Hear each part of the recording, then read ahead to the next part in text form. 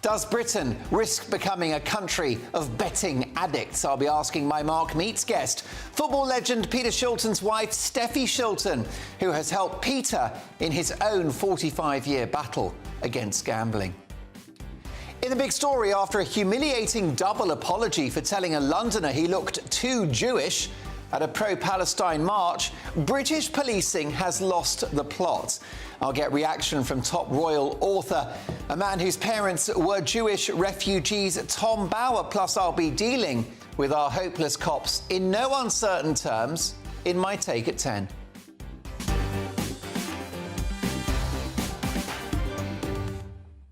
Plus, Victoria Beckham has turned 50 this week. Is she a British national treasure?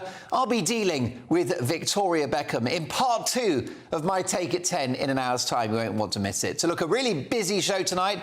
2 hours of big opinion, big debate and big entertainment. Mark Dolan tonight is your perfect Saturday night in. So uncork a bottle of something French or Italian. Maybe pour yourself a cold beer or fire up the kettle, tear open the custard creams and let's get to work. You and me, 2 hours of fun and debate after the headlines with Sophia Wensler.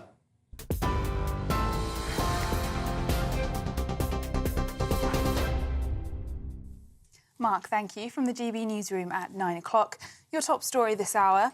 Ukrainian President Volodymyr Zelensky is grateful after the US House of Representatives approved £49 billion of foreign aid for Ukraine.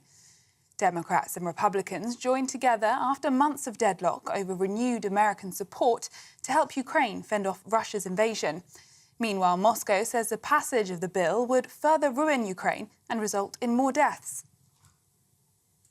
In other news, the campaign against anti-Semitism is calling for the Met Police chief to resign or be sacked over the force's handling of pro-Palestinian demonstrations after an officer used the term openly Jewish to describe an anti-Semitism activist. Gideon Falter was stopped from crossing a road near a pro-Palestinian march by the officer, who described him as quite openly Jewish. The force has since apologised twice. The policing minister will meet the Met Police Commissioner in the next week to discuss concerns about the officer's comments. Today, pro-Israel demonstrators held a peaceful counter-protest in central London. Called Enough is Enough, the group says hatred has no place on the streets of the capital. You can't walk through central London with a yarmulke on your head, no signs of any Israeli flag or support for Israel or any views on what may be going on in the Middle East. But if you're not allowed to walk across the streets in central London because you are openly Jewish, then it's time for the government to act. It's just sad that it's come to this, that it's now regarded as not completely safe for Jewish people to walk in the streets of their own city. And not only is it distressing and vile as their views are, the distressing thing is also becoming normalised. Meanwhile, pro-Palestinian protesters have been marching in Sheffield demanding a ceasefire in Gaza. They're accusing Israel of using famine as a weapon of war and criticise the government for continuing to arm the country. The Palestine Solidarity Campaign also took aim at Barclays Bank, urging it to sever ties with companies which supply weapons and military equipment to Israel. And a 2-minute silence was held today honouring the English men and women who died serving the nation.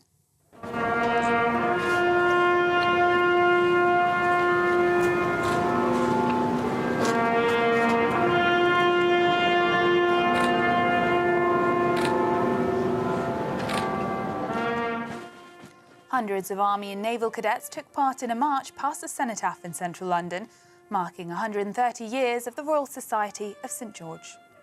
Well, we're big military people, so it means a lot to come down and celebrate and be part of it all, really. It's obviously the patron saint of our country, and obviously I'm the old brigade, and it means something to me. We're English.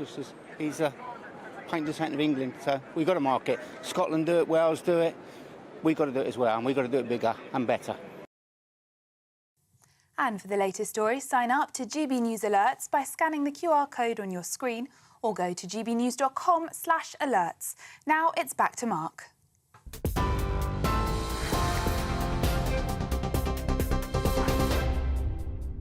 Welcome to Mark Dolan tonight, your perfect Saturday night in. Lovely to have your company. In the big story, After a humiliating double apology for telling a Londoner he looked effectively too Jewish at a pro-Palestine march, British policing has lost the plot. I'll get reaction from top royal author Tom Bower, whose parents were Jewish refugees. Plus, I'll be dealing with our hopeless cops in no uncertain terms with my first public comments on this story in my take at 10. Plus, Victoria Beckham at 50. My verdict in my take at 10. Meanwhile, as a former pub in Hull controversially becomes a 24-hour gambling venue, does Britain risk becoming a country of betting addicts? I'll be asking my Mark Meets guest, football legend Peter Shilton's wife, Steffi, who has helped Peter in his own 45-year battle against gambling. As he sits in court this week, could his legal travails keep Donald Trump out of the White House in November? Also, has Joe Biden thrown Israel under the bus? And has Prince Harry finally turned his back on the United Kingdom? I'll be asking fearless political commentator and the woman known as America's psychiatrist, Dr. Carol Lieberman. Plus, at tomorrow's newspaper front pages at 10:30 with three top pundits who haven't been told what to say and who don't follow the script. Tonight, political commentator Benedict Spence, broadcaster and author Nina Mishkov, and model and TV personality Diana Moran. Plus, looking forward to this story as locals in the Canary Islands protest against tourism and write graffiti telling us Brits to go home. Are Brits abroad a national disgrace? I'll be asking the well-travelled political double act Neil and Christine Hamilton. Plus, the most important part of the show, your emails. They come straight to my laptop, mark@gbnews.com. And this show has a golden rule. We don't do boring. Not on my watch. I just won't have it. A big 2 hours to come. The Met Police and Victoria Beckham at 10. But first, my big opinion.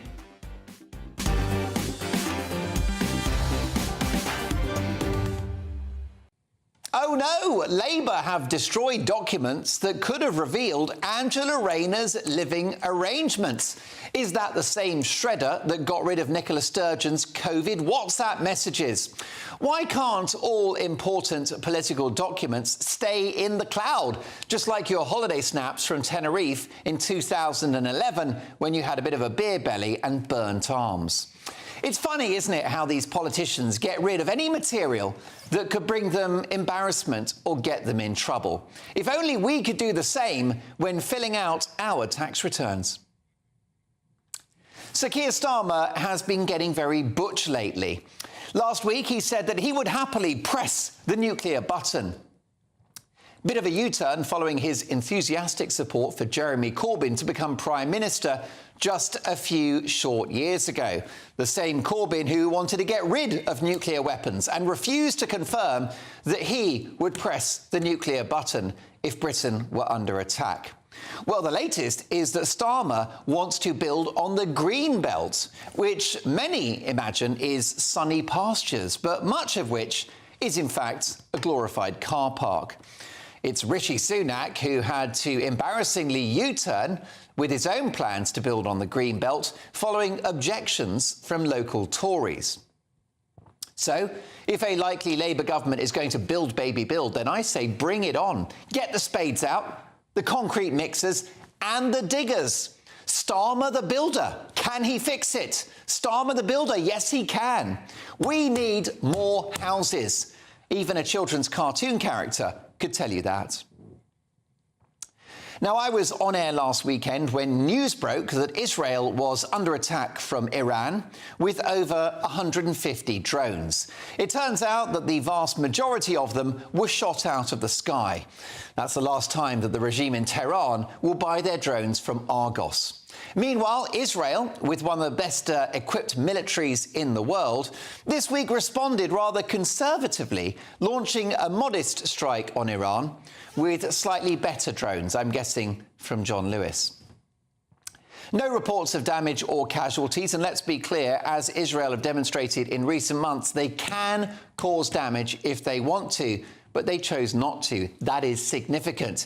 Yes, this was a symbolic response, and I think measured. I think it was the right thing to do. A bit like when you're down the pub and you say to the bloke next to you, "You spilled my pint," and he says, "Well, you were looking at my girlfriend." Whilst tensions in the Middle East grow by the day, it looks like this tit-for-tat war has played out for now. And rather than sparking World War III, it's been a welcome example of handbags at dawn. Come on, lads, we've all had a drink. It's time for everyone to book a cab and go home. Who knew that locking healthy, perfectly fit people up in their homes and paying them to do nothing for 3 years in an attempt to stop a seasonal respiratory virus would turn the country into a bunch of layabouts? But even the Prime Minister, who in a couple of months' time is about to suffer his own bout of worklessness, is concerned about the millions of people who are now not active in the economy. This is all fuelled, of course, by numpty GPs doling out sick notes like Mick Jagger signing autographs at a concert. It's obvious that whilst some people really cannot work and must have our support, there are plenty of others who are quite happy for the state to bankroll their lives. The problem is that if we all did that, the country would fall over. It's obviously not sustainable. And I think you'd find without such a generous safety net, those mental health issues would very quickly clear up. Having nothing to eat or having no roof over your head is likely to cure any feelings of doom and gloom as a result of too much time spent on Twitter or Instagram. The empathy and generosity of our welfare state, which I passionately believe in, are being exploited by too many people at your and my expense. Britain isn't working, and eventually we will all pay the price.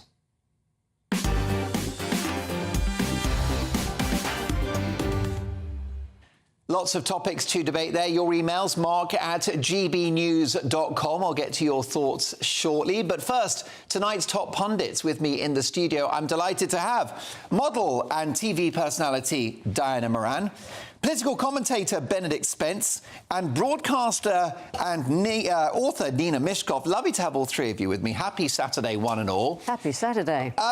Nina Mishkov. Yes. I think lazy Brits need a kick up the backside. What's your view? There are genuinely people who are lazy and who have lived off the state for many years. We've all known that. It's been, decades ago you could say that. But on the other hand, we have to have compassion in society. We really do. We can't just say everybody's shiftless and working and smoking their dole money on the sofa while watching, Netflix and stuffing down donuts. It's life isn't like that. We genuinely are in a cost of living crisis, and life is very, very hard for people.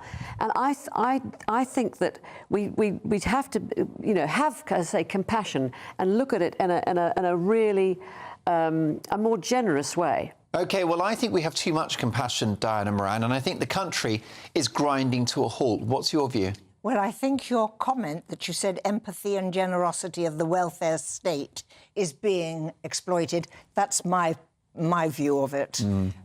Yes, of course, there are many people who have genuine reasons that they can't get to work, many of them long-standing medical problems. Yeah. But I think since COVID, that an awful lot of other people have decided it's quite nice to stay at home. And if you say a few things and you've got a few worries and the doctor gives you a note, then you can have a bit more time to yourself.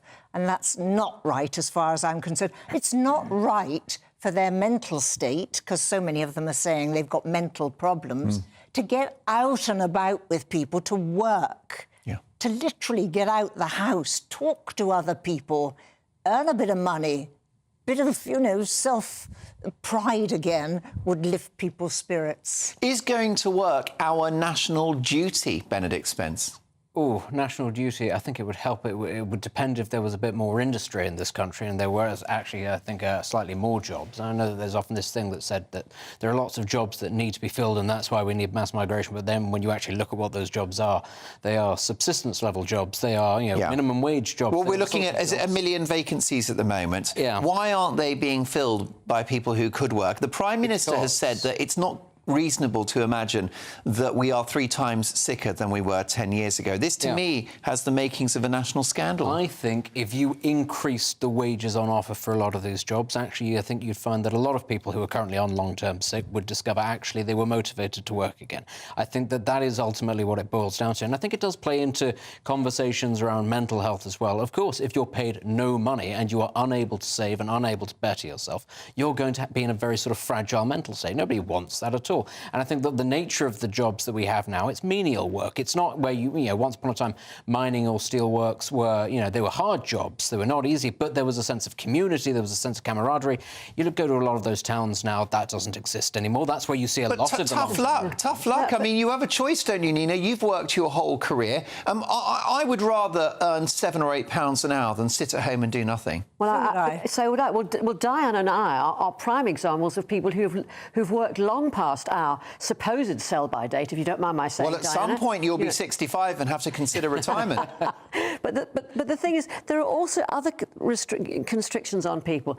Many single mothers with children cannot afford the childcare. I know there's been big gesture about childcare, but you can't. So they can't afford to go out to work because they can't afford the childcare. I don't think we're worried about mums, though, are we? No, we are. We're worried about all sorts of people. We're worried about all sorts of people. And the thing is also, when we're talking about sickness, we're completely ignoring long COVID. Now, long COVID, you know, not quite 1 million people are supposed to have long COVID, and it's a genuine thing. It's a genuine thing. You cannot ignore it. And if you're totally fatigued and you cannot even get out of bed or climb up a stair of steps without having to sit down, then that is not how are you going to work? Right, but in the end, ultimately, Benedict, Rishi Sunak is a former Chancellor and he's a money man, and he's looked at the spreadsheets and he's looked at the bottom line, and he knows that this is not sustainable. This level of worklessness is simply a race to the bottom for the country. Yeah, he's right. It's an unsustainable amount of money that we're having spent on all of these people. But then you can't sit there with a straight face as Chancellor of the Exchequer and say,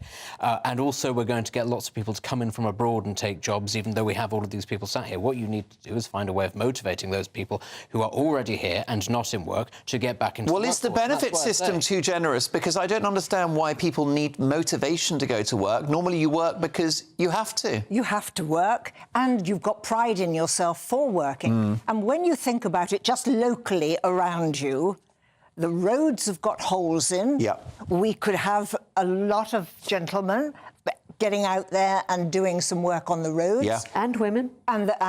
Sorry. And women. Oh, and women. Oh, yes, for goodness sake, and women. And then, of course, I'm involved with hospitals a little bit. We need many, many more people in the hospitals as well. Surely all this can be encouraged, even if it does mean a little bit of a rise in their wages. There you go. Nina, I can see you laying a bit of tarmac, I've got to say. I can imagine you at the helm of a concrete mixer. Well, if Rod Stewart can fill in the potholes outside his place, then anybody can. Yes. Most definitely. What do you think, Mark, at gbnews.com? I'll get to your emails shortly. Brilliant stuff. I think you'll agree my pundits are on top form tonight. But next up in the big story, after a humiliating double apology for telling a Londoner he basically looked too Jewish at a pro-Palestine march, British policing has lost the plot. I'll get reaction from top royal author and best-selling biographer Tom Bauer, whose parents were Jewish refugees. That's next.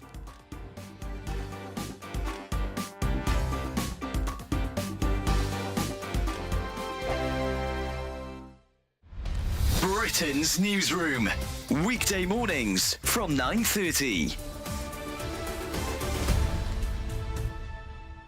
It's a remarkable story, isn't it? Amazing. Extraordinary. And also, she was unflappable, apparently, the Princess Royal. She's just brilliant. refused to get out of the car and said, I'm not going anywhere. Extraordinary. Well, Jim Beaton was awarded the George Cross for protecting the Princess, and delighted to say joins us now, along with the former head of Royalty Protection, Di Davis.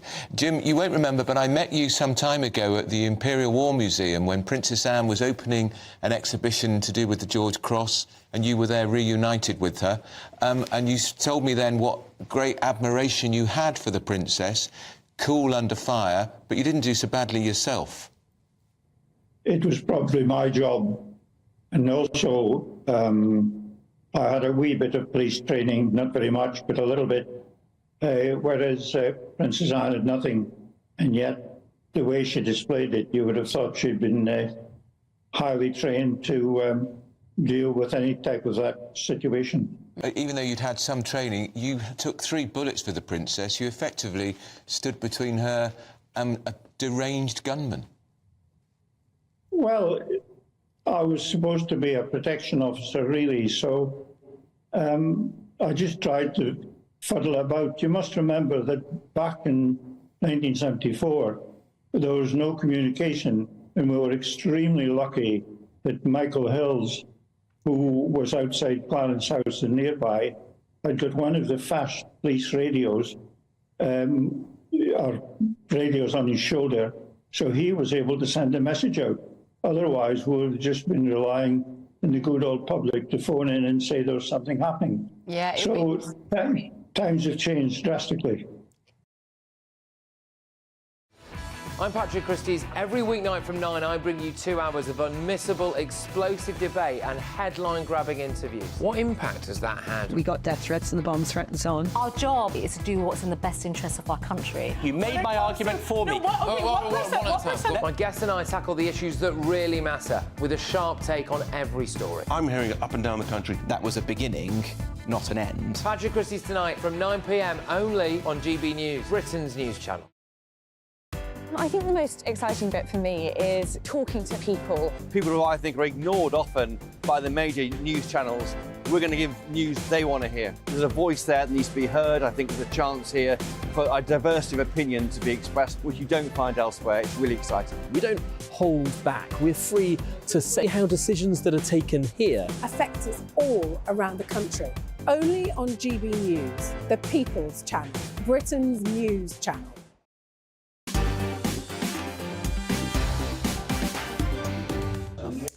Well, a big reaction to my big opinion. Has Britain lost its work ethic? Are GPs justified in handing out so many sick notes? This from Martin, who says, Mark, good evening. Your guest, Benedict, is right. With cost of living and rent on minimum wage and single, you cannot survive without benefits.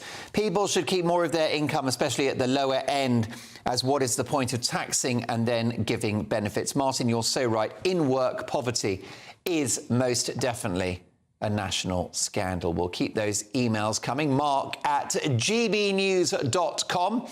Now, listen, folks, we've got lots to get through, a very, very busy hour to come. It's time for the big story, and the Met Police have apologised twice after an officer said an anti-Semitism charity leader looked openly Jewish as he was threatened with arrest for being near a pro-Palestine march. Gideon Falter, who is the chief executive of the Campaign Against Anti-Semitism, was wearing a kippah skull cap when he was stopped in central London. He was told by police his presence was causing a breach of the peace. In a video posted online, here is the offending clip. You are quite openly Jewish. This is a pro-Palestinian march. I'm not accusing you of anything, but I'm worried about the reaction to your presence. You choose to remain here because you are called the breach of peace. If I remain here, you are arrested. Because your presence is antagonising a large group of people, and we can't deal with all of them. So this police officer has said that he looks openly Jewish. What is openly Jewish? And he wouldn't let him cross a central London street in his own town.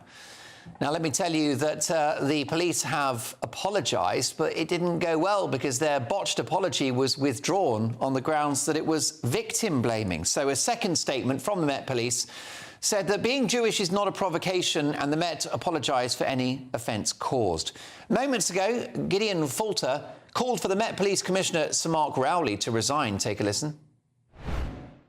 The time has come for Sir Mark Rowley to go. He must resign as Commissioner for the Metropolis, or he must be removed by the Mayor of London and the Home Secretary. 69% of British Jews now obscure or hide their Jewish identity when in public. We need a new Commissioner who will enforce the law, who will stand up for law-abiding Londoners, who will take action against lawless mobs. And we need that Commissioner now. Well, I'll be tackling this scandal in my take at 10. You won't want to miss it. But right now, let's speak to a very good friend of the show, journalist and best-selling biographer Tom Bauer, a man whose own parents were Jewish refugees. Tom, do you agree with Gideon Falter that Sir Mark Rowley should resign? Well, I don't think it would help, and don't think it would actually solve the problem. I mean, when Dame Casey said that the Met was institutionally racist, she meant against black people or against Muslims. She didn't realize that they were institutionally racist against Jews. And I think by now we can see, since the October 7th massacres in Israel, that the British police, and especially the Met, don't understand what, in fact, they are creating. That is the terrible problem, and just removing Rowley will make no difference at all. The real problem must be in the Home Office, and it's got to be with the Mayor of London. We just do not know what orders the Met Chief has been given by these two bodies to behave in the way they've done since October, when quite clearly every week in London, the anti-Semites have had a field day. And the anti-Semites every week are protected by the police to spew their hatred. And it's the Jews who are the victims, the targets, who are always the ones being criticized. It's an astonishing situation to be in 70, 80 years after the Holocaust. Well, Tom, some march in peace, some do not. Some support Hamas, some do not. But by accommodating these controversial demonstrations, does Britain risk succumbing to mob rule? And what might that look like? Well, you see, I think where you make a mistake, Mark, is saying that some people march in peace. If you were against unemployment in Germany before Hitler came to power and marched with the Nazis against unemployment, you would be dubbed a Nazi supporter. These protests every week are organized by Hamas supporters. If you join a Hamas march, you are supporting Hamas. And I don't believe for a moment that the people marching every week in London, allegedly for Palestine, are anything other than supporters of the terrorist murdering organization Hamas. You can't say that, Tom. You can't say that about all of the people on these marches, surely. By now you can, because, you know, every week it gets worse and worse. Every week becomes more and more anti-Semitic, more and more about the destruction of Israel. This is what it's all about. If you chant from the river to the sea, it's no different than shouting Heil Hitler. You want to kill all the Jews in Israel. 8 million be pushed into the sea. That is what Iran wants. That is what Hamas blatantly wants. They openly say it. So anyone who joins the marches now knows very well it is an anti-Semitic march, and the horror is that the London police are protecting these marchers, and they've been told again and again and again that they are protecting racists and supporters of murder. However, Tom, what would you say to those who are critical of Israel's actions in Gaza? Over 30,000 reported deaths, including women and children. Well, you know, what is remarkable about that figure is it's a Hamas figure. Have you seen a burial ground in Gaza for 30,000 people? Have you seen one funeral in Gaza, let alone for 30,000? And isn't it extraordinary how Israel has perfected a bomb that only kills women and children? Not a single member of the Hamas, not a single man is ever shown dead. And even now in the BBC and Sky TV have their reporters reporting allegedly from Gaza. They're all using Hamas propaganda.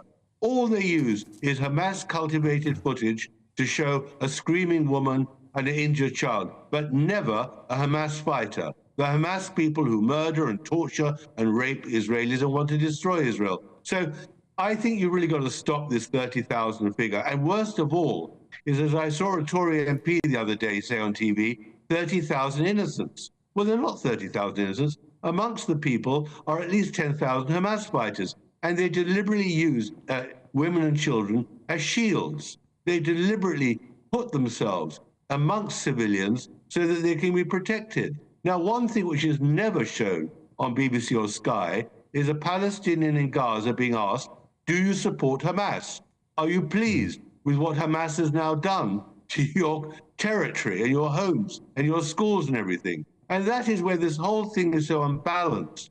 And that's where the police, in my view, the second problem is these police officers are fed an unrestricted, appalling diet of anti-Semitism, anti-Zionism on the news waves, And no wonder they think that Jews are to blame for everything, and not Hamas that started all this, or let alone Iran that is financing and arming Hamas every day this war continues.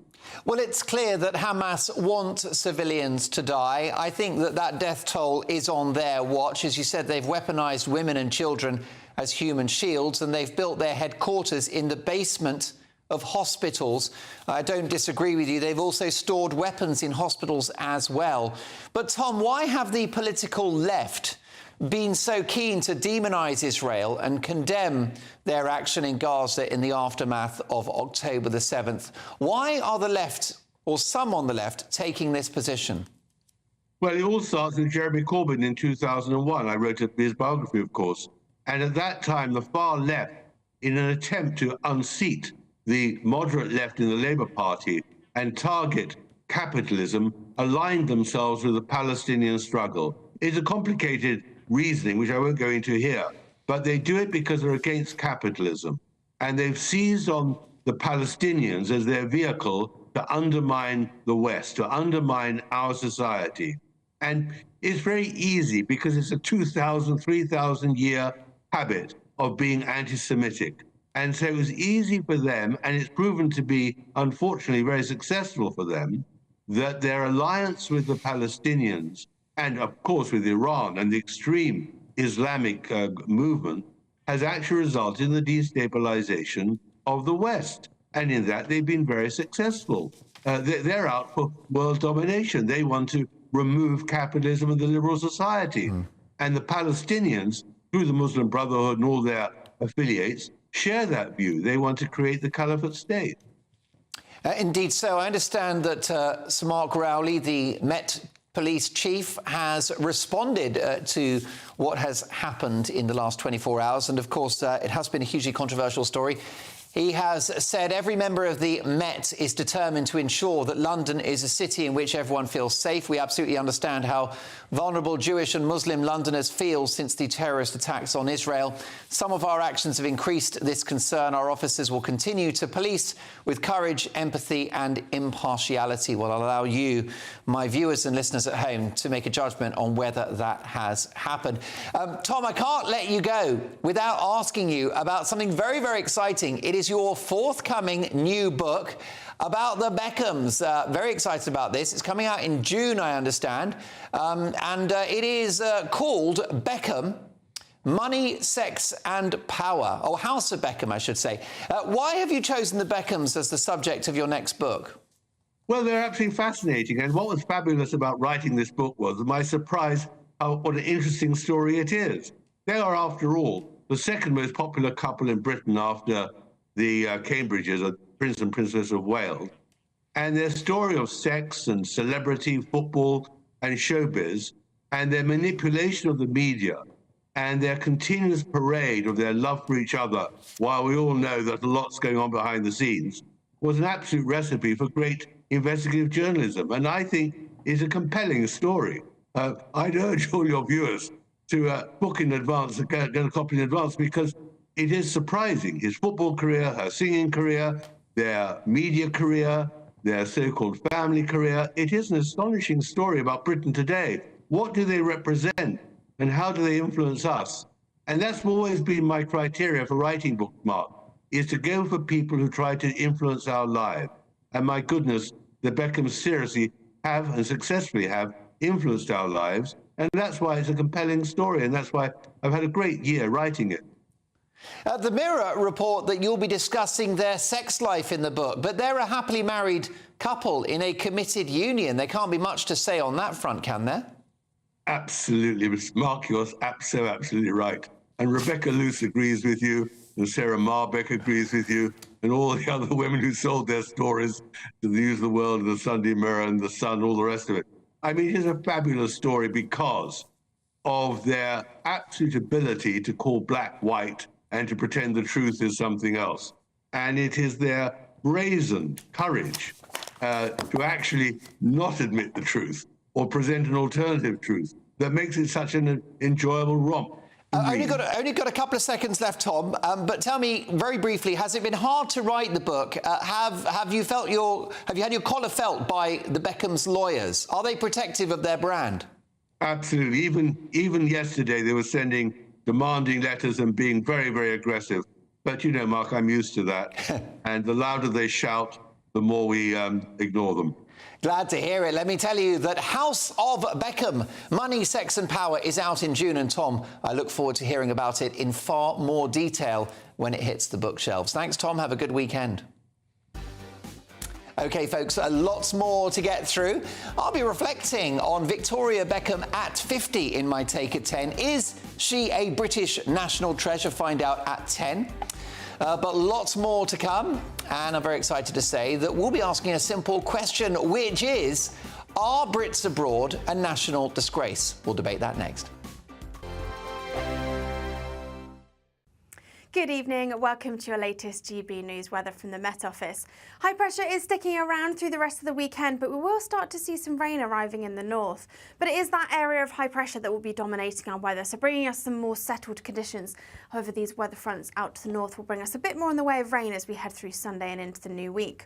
Plenty of cloud around through the rest of this evening, spilling its way southwards across much of England and into parts of Wales into the early hours of the morning. But southeastern parts of England, Northern Ireland, Western Scotland probably holding on to some clearer skies and turning chilly here, perhaps some frost in places. But under all that cloud, generally not quite as cold, although the high single figures are possible.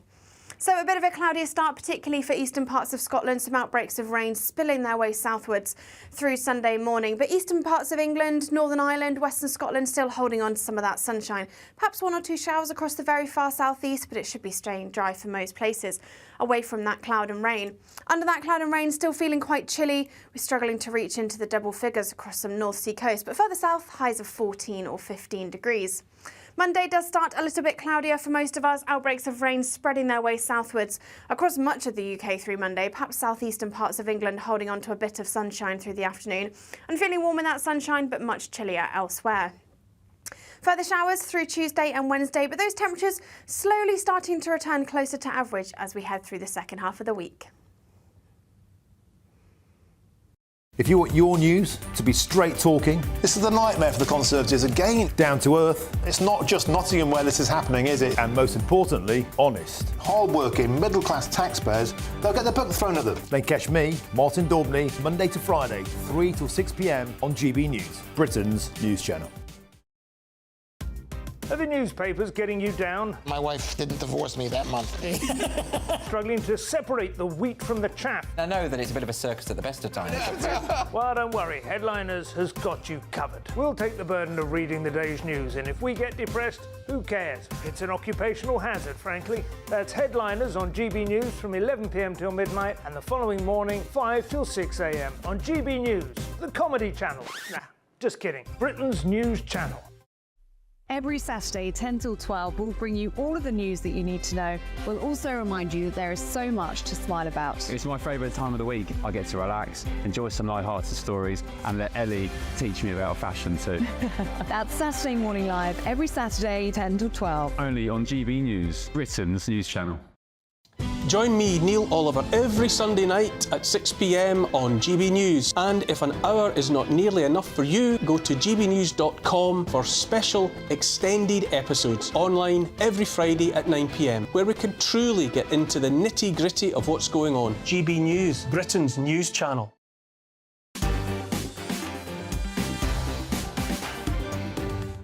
More than 50,000 people have taken to the streets of Tenerife in the Canary Islands in protest against tourism on the island, brandishing "You enjoy and we suffer" placards as locals fight poverty and housing shortages. The campaigners claim that the huge influx of British tourists to the island is causing major environmental damage, driving down wages and squeezing locals out of affordable housing, forcing dozens to live in tents and in their cars. The Spanish government is on the verge of taking serious action after local outrage that only 2.4% of housing in Spain is public, a figure dwarfed by the European average of 9%. Meanwhile, many locals have complained about antisocial behaviour from British holidaymakers, particularly once they sampled the local beer and wine. One particular piece of graffiti simply reads, "You Brits, go home." So whether it's Tenerife, Cornwall or the Balearics, has tourism become a public menace? And are Brits abroad a national embarrassment? Who better to ask than the very well-travelled political double act of Neil and Christine Hamilton? Neil and Christine, lovely to see you. Your reaction to this story?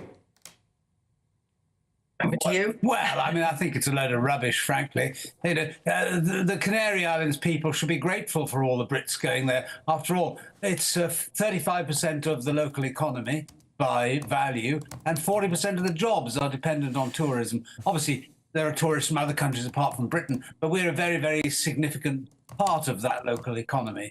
So, yes, they might find that their housing costs would be lower if demand wasn't so great from foreigners who want holiday homes, but then there wouldn't be the jobs to employ them, and they wouldn't be able to afford to buy houses because they wouldn't have any income. So, you know, it's a difficult circle to square. It is. I mean, Christine, what do you think about this?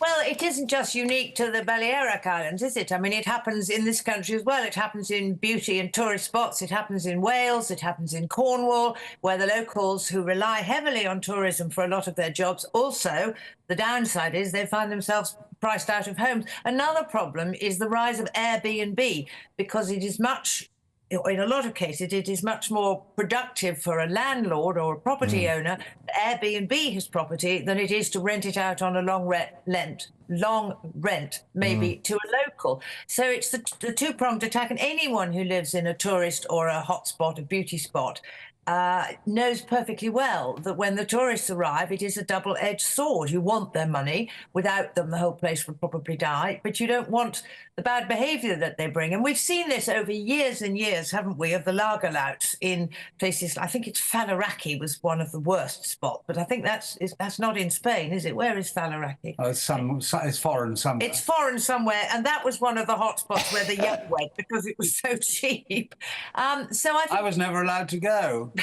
There is an onus on British people when they're abroad to behave, frankly. Yeah. There really is, and too many Brits do behave disgracefully when they're abroad. So I think that's a calumny, really. Of course, there are going to be a few people who misbehave abroad just as they misbehave at home, but overwhelmingly, British tourists go abroad to have a good time and not to make nuisances of themselves. I don't really know why people want to go abroad. As you can see from my brilliant suntan today from the Wiltshire Riviera, this is where you need to be this time of year. That's amazing. I thought that was the Chardonnay. Neil, you surprised me. Christine, go on. What were you going to say, Christine? Well, I was just going to say, I think one of the problems is that we don't get a lot of sunshine in this country. So the contrast between life at home and life when they go abroad to a sunny climate for Brits, it kind of goes to their head, I think, rather more than if it was a tourist from a sunny country going to a sunny country. They're kind of used to all that, whereas we're not. And I think it can be very heady and possibly cause a bit of bad behaviour. I'm going to bring my pundits in 1 second, but briefly, Christine, let me ask you, how do you feel when you see fellow Brits when you're on holiday? Are you proud or are you horrified? I try and avoid Brits when I go on holiday. The last thing in the world I want to discover is to hear somebody speaking English when I'm abroad. I like to be abroad and get away from the Brits. So it depends how they're behaving. I mean, of course, I'm covered with embarrassment if they're behaving badly. Of course I am. Anybody would be. They're letting their country down. They're letting everybody else down. They're letting their fellow countrymen down. And they should know better. They'll probably grow up one day. It tends to be young, I'm afraid. It's too right. I agree with you there. Let's bring my pundits in if we can. We've got Diana Moran, we have Nina Mishkov and Benedict Spence. Diana, are Brits abroad a national embarrassment?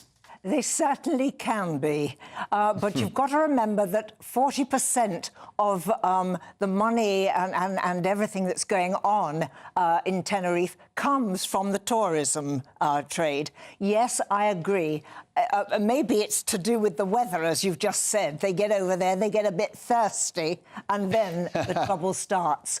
But for all that, exactly as Neil said, people are often looking for holiday homes. It happens here in the UK, in places like Sorkham and all those sort of places as well. And that can upset local people. Of course it can, because they cannot then afford those properties. OK. Nina, briefly, if you can, is it selfish going to these tourist spots when the locals suffer? No, it's not selfish, but it is selfish going there and behaving like we've just seen on that video. And we all know, and it's so embarrassing. I mean, I read a fact today that the CEO of Sun Express, which is a German-Turkish airliner, said that a plane load of Brits had drunk the plane dry in under half an hour, and it was a 4-hour flight. And I myself have worked as a holiday rep for a reality TV show in Ayia Napa in Cyprus, and my God, I mean, it's mind-boggling. Okay. What's wrong with us? Okay, Benedict, briefly, if you can, have you ever put on a pair of fake breasts after too many San Miguels? You know I have. We both did it at the same time. You're not wearing them tonight, are you? Absolutely not, no. Look, I mean, Britain has a bit of a reputation. We built an empire on our people going abroad and misbehaving. But I think that this is, we're slightly getting away from what the issue is here. Obviously, Brits misbehaving abroad is part of it, but this is about resources. This is about relatively underdeveloped parts of particularly the Mediterranean, which don't have a lot of infrastructure. They don't have a lot of houses. Why? Because there aren't many jobs there. A lot of the young people have actually moved away from those areas anyway. Okay. And having large influxes of people. They don't have the infrastructure to cope, and that's not actually the holidaymakers' fault. Neil and Christine, pretend you're in Ayia Napa. Go and get yourself a lovely sangria, and we'll catch up soon. I wish we had longer. Thank you for joining us. Next up, I'm looking forward to this. After a pub in Hull becomes a 24-hour gambling venue, does Britain risk becoming a country of betting addicts? I'll be asking my Mark Meets guest, football legend Peter Shilton's wife, Steffi, who has helped Peter in his own 45-year battle against gambling. An incredible story. That's next. Martin Daubney, weekdays from 3 p.m. This new hate crime bill on women's issues, you think this is the least funny April Fool's joke in history?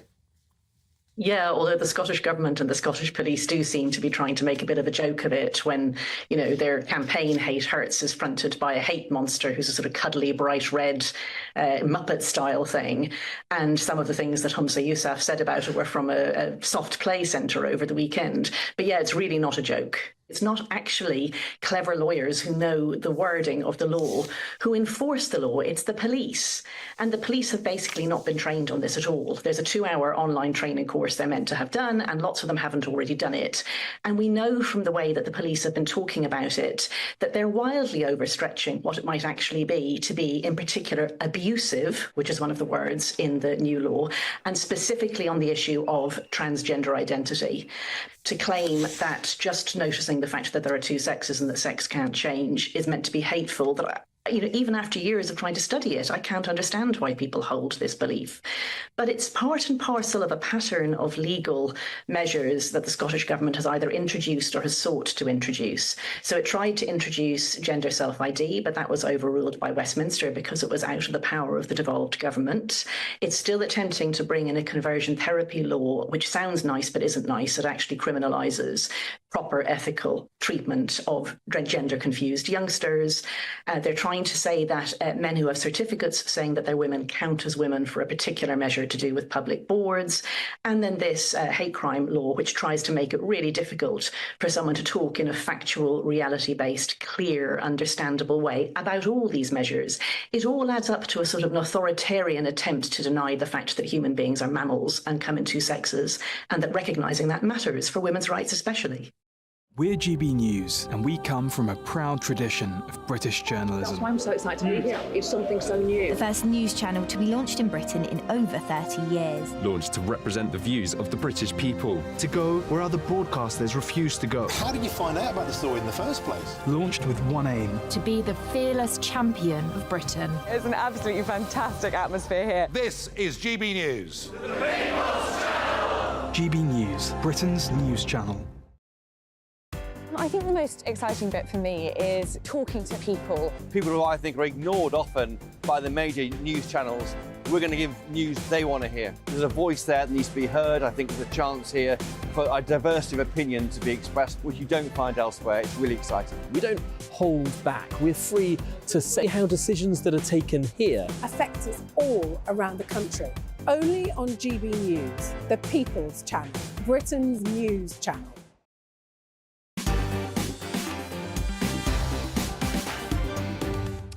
It's time now for Mark Meets and Peter Shilton, the England goalkeeper who earned 125 caps for the Three Lions and won 2 European Cups with Nottingham Forest, is a true sporting legend. But his wife, Steffi Shilton, is gaining her own legendary status with a campaign to help the millions of people who struggle with gambling addiction. In spite of Peter's sporting accolades and the healthy rewards from the job that he loved, he has battled gambling problems for 45 years. Well, Steffi Shilton has helped her husband and wants to help other victims out there for an illness that can see you lose your car, your jewellery and even your home virtually overnight.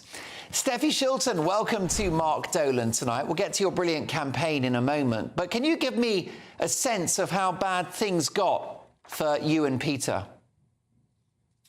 Good evening, Mark. Thank you so much for inviting me on here. It's lovely to meet you.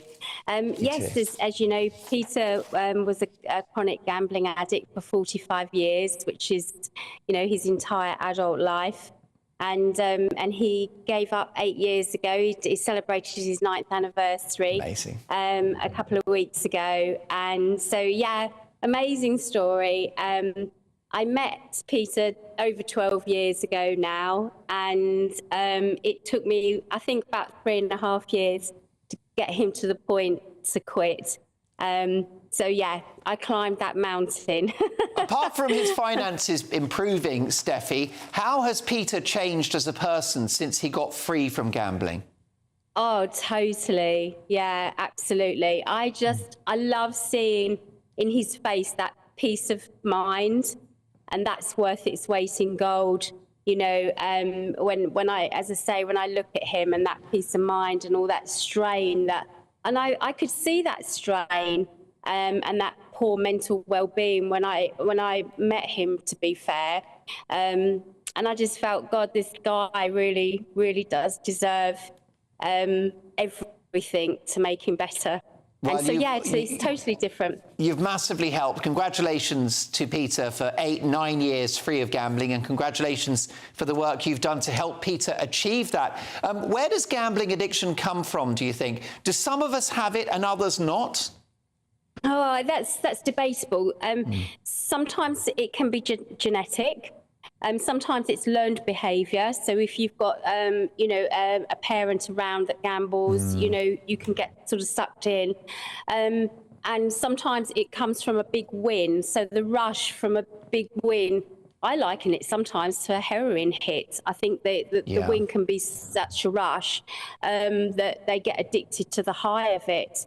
Because often it was the money that fuels it, Mark. So they're addicted to the money, not the gambling. And that's what I spend a lot of time with loved ones, educating them around that. So if the buzz starts when the money's there. Yeah, if I've got viewers or listeners who are struggling with gambling, or they know someone who is, what is the best first step? How can they get themselves out of that hole? It's very difficult, Mark, because like Peter was in denial. So he thought he had a gambling problem. But he, you know, he thought all the time, well, I'm going to win soon, so I'll win it all back. I'll win it all back.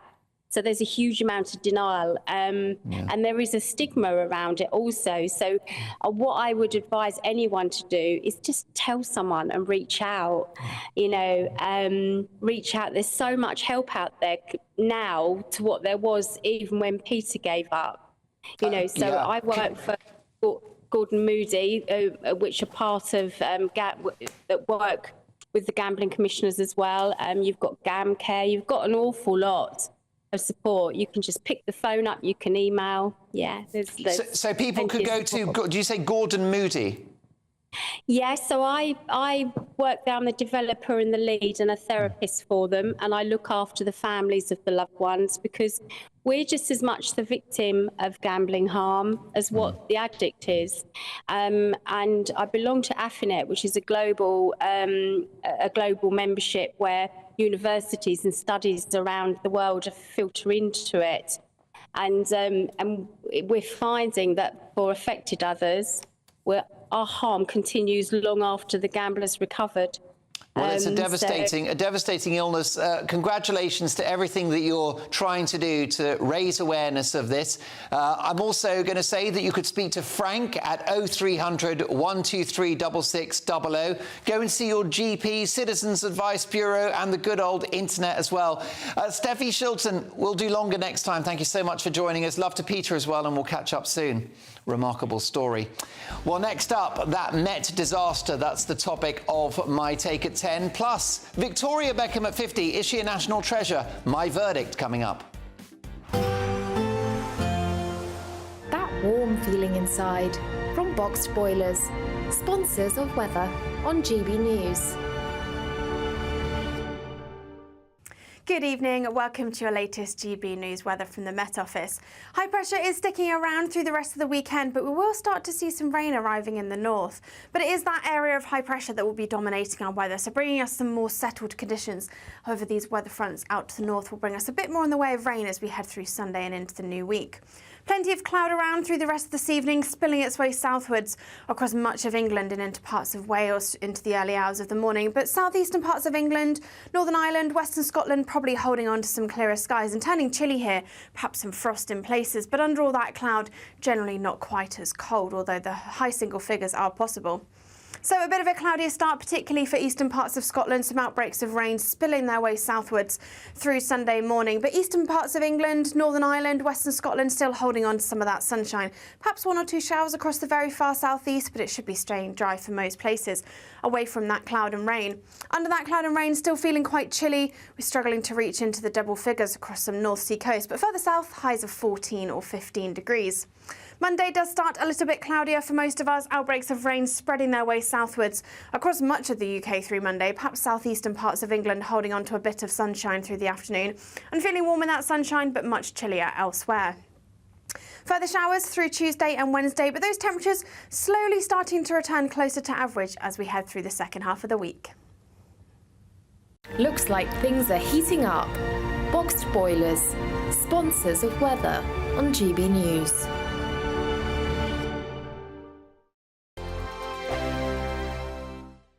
Don't miss your chance to win our biggest prize so far. There's an incredible £10,000 in tax-free cash to spend however you like. Plus, courtesy of Variety Cruises, a bespoke 7-night small boat cruise for two worth £10,000. With flights, meals, excursions and drinks included, your next holiday could be on us. Choose any one of their 2025 Greek adventures and find your home at sea. We'll also send you packing with these luxury travel gifts. For another chance to win a prize worth over £20,000, text prize to 63232. Text costs £2 plus one standard network rate message, or post your name and number to GB04 PO Box 8690 Derby DE1 9TT.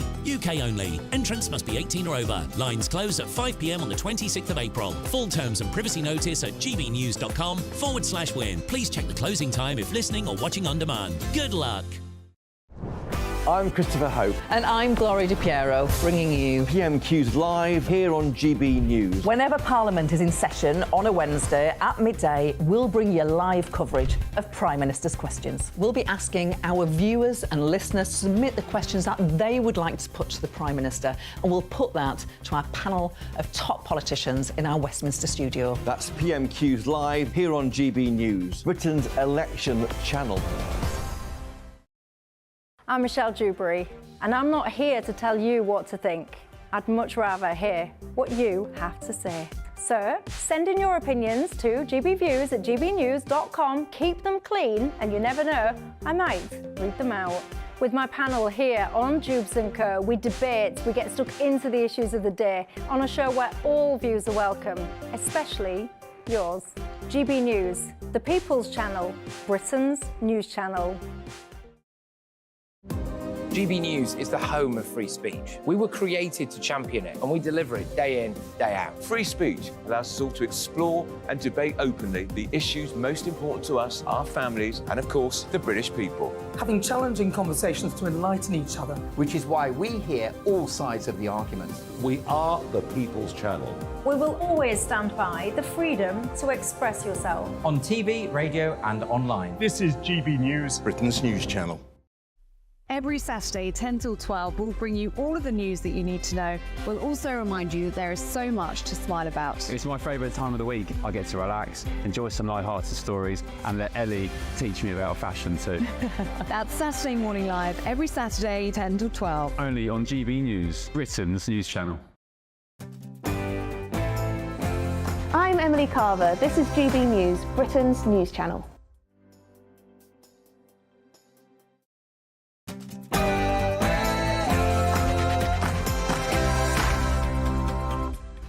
Good evening, it's 10 o'clock on television, on radio and online in the United Kingdom and across the world. This is Mark Dolan Tonight.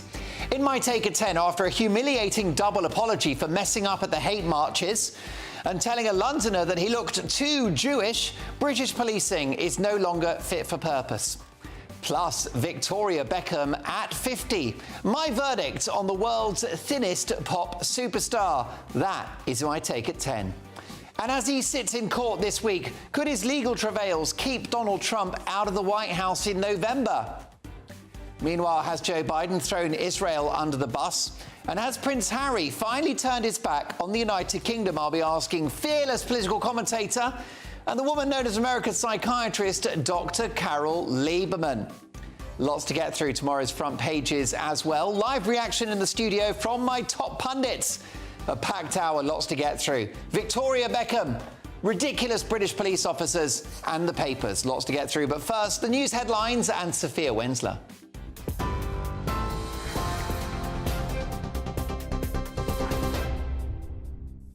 Thanks, Mark. Good evening. It's 10 o'clock. I'm Sophia Wensler in the GB newsroom. Your top story this hour. Ukrainian President Volodymyr Zelensky is grateful after the US House of Representatives approved £49 billion worth of foreign aid for Ukraine. Democrats and Republicans joined together after months of deadlock over renewed American support to help Ukraine fend off Russia's invasion. Meanwhile, Moscow says the passage of the bill would further ruin Ukraine and result in more deaths. In other news, the campaign against anti-Semitism is calling for the Met Police chief to resign or be sacked over the force's handling of pro-Palestinian demonstrations after an officer used the term openly Jewish to describe an anti-Semitism activist. Gideon Fulter was stopped from crossing a road near a pro-Palestinian march by the officer, who described him as quite openly Jewish. The force has since apologised twice. The policing minister will meet the Met Police Commissioner in the next week to discuss concerns about the officer's comments.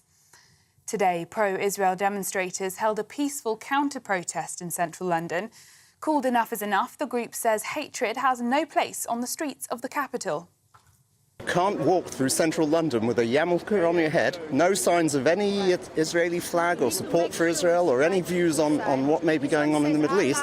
But if you're not allowed to walk across the streets in central London because you are openly Jewish, then it's time for the government to act.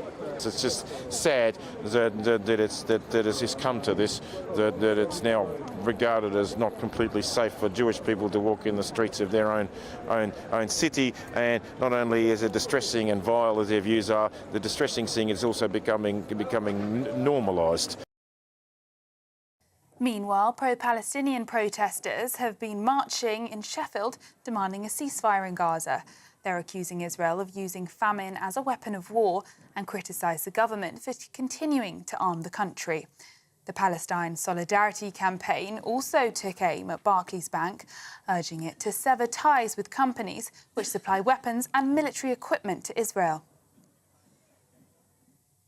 And a 2-minute silence was held today, honouring the English men and women who died serving the nation.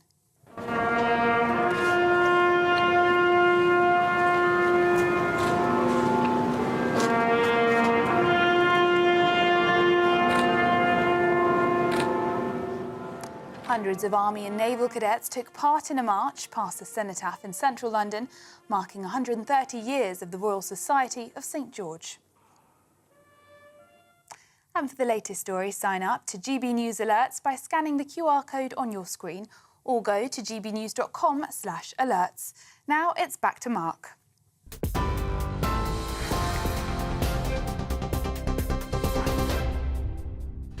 Great job, Sophia. We'll see you in an hour's time. Welcome to a busy Mark Dolan tonight. Great to have your company. As he sits in court this week, could his legal travails keep Donald Trump out of the White House in November? Has Joe Biden thrown Israel under the bus? And has Prince Harry finally turned his back on the United Kingdom? I'll be asking fearless political commentator and the woman known as America's psychiatrist, Dr. Carol Lieberman. Carol is highly entertaining. You won't want to miss it. Plus, tomorrow's newspaper front pages and live reaction in the studio from tonight's top pundits this evening. Political commentator Benedict Spence, broadcaster and author Nina Mishkov, and model and TV personality Diana Moran. So, a packed hour. Those papers are coming, but first, my take at 10.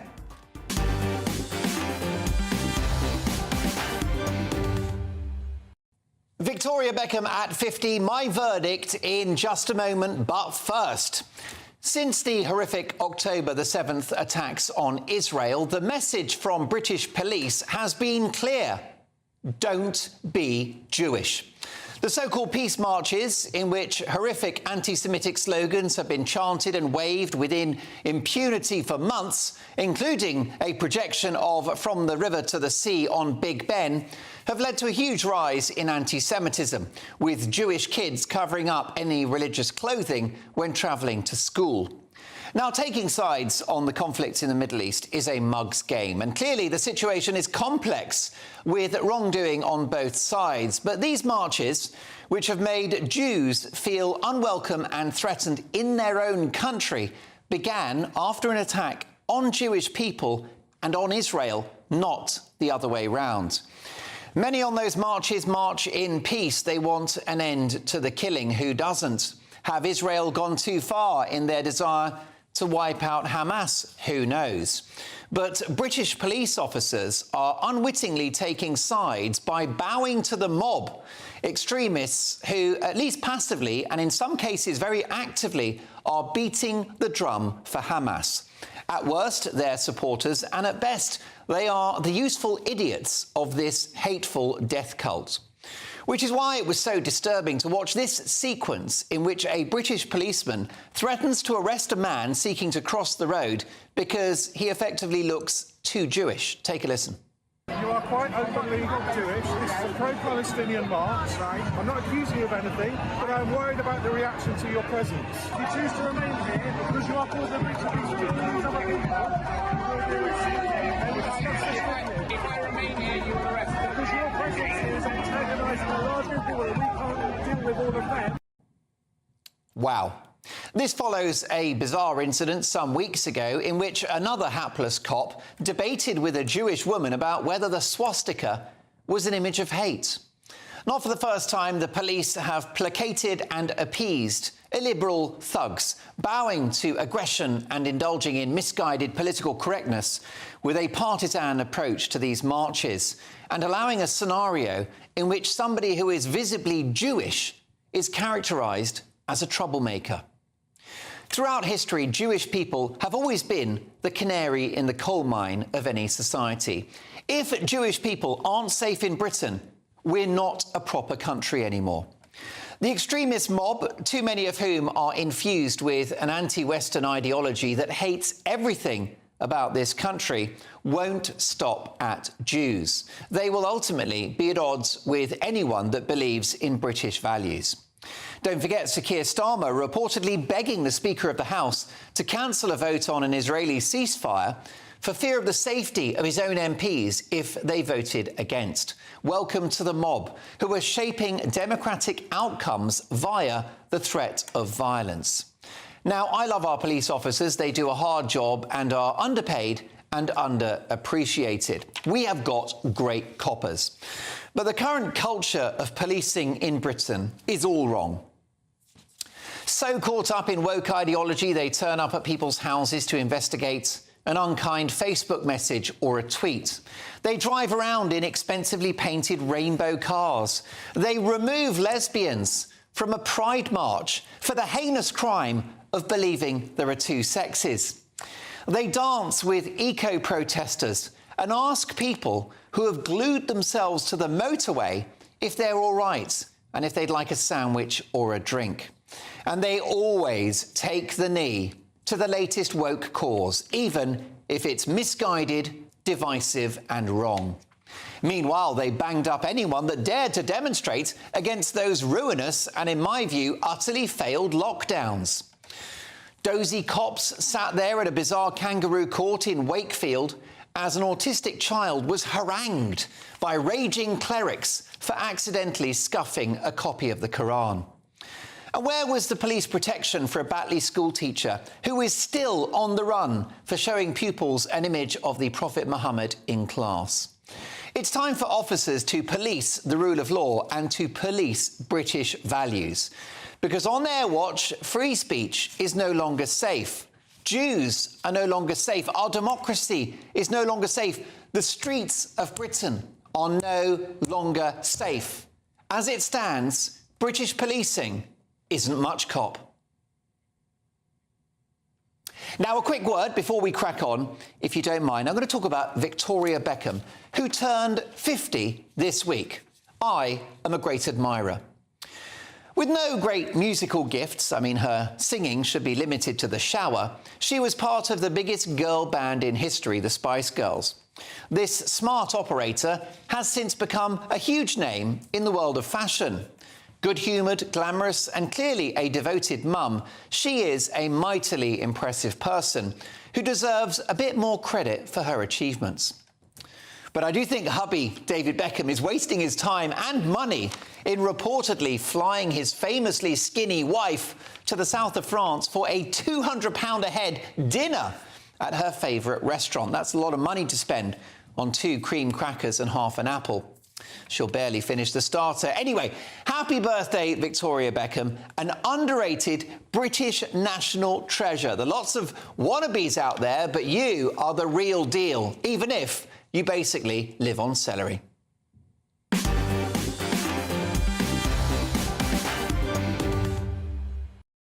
Your reaction to the Met Police's botched double apology for outrageous anti-Semitism, saying that somebody is openly Jewish. Is that the latest crime that they're going to be policing? Let me know your thoughts, Mark, at gbnews.com. Plus, is Victoria Beckham a national treasure as she turns 50? Let's hear from tonight's top pundits. Political commentator Benedict Spence, broadcaster and author Nina Mishkov, and model and TV personality Diana Moran. Now, Nina Mishkov, have you met Victoria Beckham? No, sadly, I haven't. I've been in her salon, you know, her little boutique off Piccadilly, and I was so terrified that in case I touched something and damaged it, because they're all such extortionate prices and so sort of flimsy. And you have to admire a woman who is sort of finagled and parlayed this amazing career and out of what doesn't seem to have been a great deal of basic talent.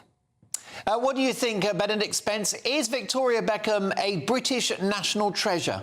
I think we should reserve the title national treasure until you have at least retired. I think you should get your bus pass before we consider you a treasure, because a treasure is something that is rather passive. You know, it sort of sits there and we can sort of regard it from a long way. Whereas I think Victoria Beckham would suggest that she's still got a lot to do. She's still got a lot of living, has still got a lot of business to do.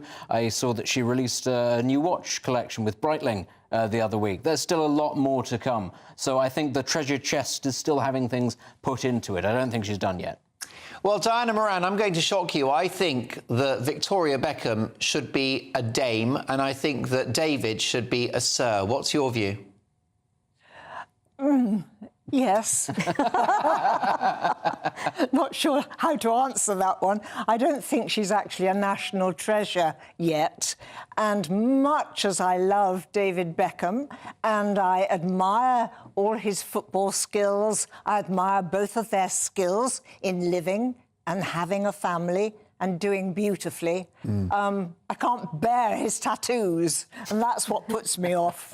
They have a great talent for making money. They have business. Yes. And you know, the thing is that she is so I mean, the restaurant I think that he flew them to was the Colombe d'Or in Saint-Paul-de-Vence, which is in the hills behind Nice. And £200 would barely buy you a stick of celery, let me tell you. But the thing is, she has had for a couple of months now one of those medical boots. I think it's on her left foot. She broke her ankle, apparently falling over in the gym. Well, I wonder that keeping herself so slender and so skinny, whether her bones actually have suffered, and she's not as robust as she should be, perhaps. Nina, do you think she deserves a damehood? Because I think she's a global ambassador. She's made money for the country. She pays her taxes. She's an international celebrity. She was part of the biggest girl band in the world. I think she deserves a gong. No, I'd give her one. I don't. Well, Mark, let's just debate that little point.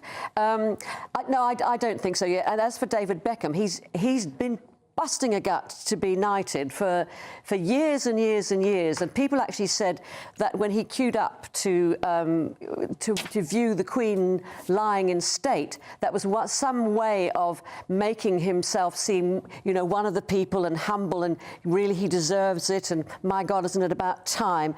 But, there was that batch of emails that were released, when expletive deleted, isn't it about effing time that I was, or whatever, some years ago. So he's yet to live all of that down. OK, briefly, Benedict, Dame Victoria Beckham, what do you think? I'd say yes, just on the basis that she's one of those celebrities who doesn't feel the need to opine on every political story. So actually, for keeping her trap shut, absolutely. Thank you so much for everything that you don't say. Yes, but she not only doesn't keep, open her mouth to talk, she barely opens her mouth to eat, nor does she smile. So the mouth is irrelevant, frankly. Well, I've got to say, I bumped into her. We don't really know what she's all about, do we? I actually walked into a petrol station a few years ago, and she was stood there in the queue, and this is a 100% true story. She put a grape in her mouth, and then she ate it, and her stomach doubled in size, a little bit like a snake. Listen, the bottom line is that we'll debate this. We've actually got a text poll. Maria's been busy all afternoon out there canvassing British people about whether or not she's a national treasure, Victoria Beckham. Let me know your thoughts, Mark, at gbnews.com. We've got the papers at exactly 10:30. But next up, as he sits in court this week, could his legal travails keep Donald Trump out of the White House in November? Kinsey is away this week, so we're going to speak to a top Donald Trump fan next. This is GB News, Britain's news channel. Offline and overlooked. That's what Age UK say millions of British pensioners are. Why? Because they cannot or won't access the internet. It's leading to digital exclusion. So the charity's campaigning for public services like banks, utilities and even the NHS to maintain a more human approach. Everything's online. People assume you've got a smartphone with a mobile number and an email, and without that you don't exist in this world anymore. We've got to try and get the government to see that it's so important to make people feel that they belong, because there's a feeling that the older generation just feel that they're forgotten, they're in the way, and we already know that anyway, but it's just another reason for them to feel that they're not wanted. They'll just accept it and they'll say, well, that's it, I can't do it anymore, and that's it, whereas other people would be really kicking and screaming. So we need to be the voice for older people. Despite digital technology playing an increasing role in our lives, around 1 in 5 over 65s in the UK don't use the internet. Thornycroft Centre in Pontefract, West Yorkshire provides a space for this age group to socialise and get help to go online. I'm not that good with mobiles, so when you mention anything about online, I ain't a clue what you're talking about. The closure of thousands of banks is also detrimental to the older generation. A lot of our members what come, they tend to use cash. They don't like to use bank cards. I think a lot of it's trust or the lack of knowledge. They don't understand how it works. I think they're very vulnerable as well with online. It's really important that they're aware how to use it and how to use it safely. So, in an online era, it's still crucial for many to have an offline option. I'm Michelle Dewberry, and I'm not here to tell you what to think. I'd much rather hear what you have to say. So, send in your opinions to gbviews@gbnews.com. Keep them clean, and you never know, I might read them out. With my panel here on Jubes & Co, we debate, we get stuck into the issues of the day on a show where all views are welcome, especially yours. GB News, the People's Channel, Britain's news channel. 2024, a battleground year. The year the nation decides. As the parties gear up their campaigns for the next general election. Who will be left standing when the British people make one of the biggest decisions of their lives? Who will rise? And who will fall? Let's find out together. For every moment, the highs, the lows, the twists and turns. We'll be with you for every step of this journey. In 2024, GB News is Britain's election channel.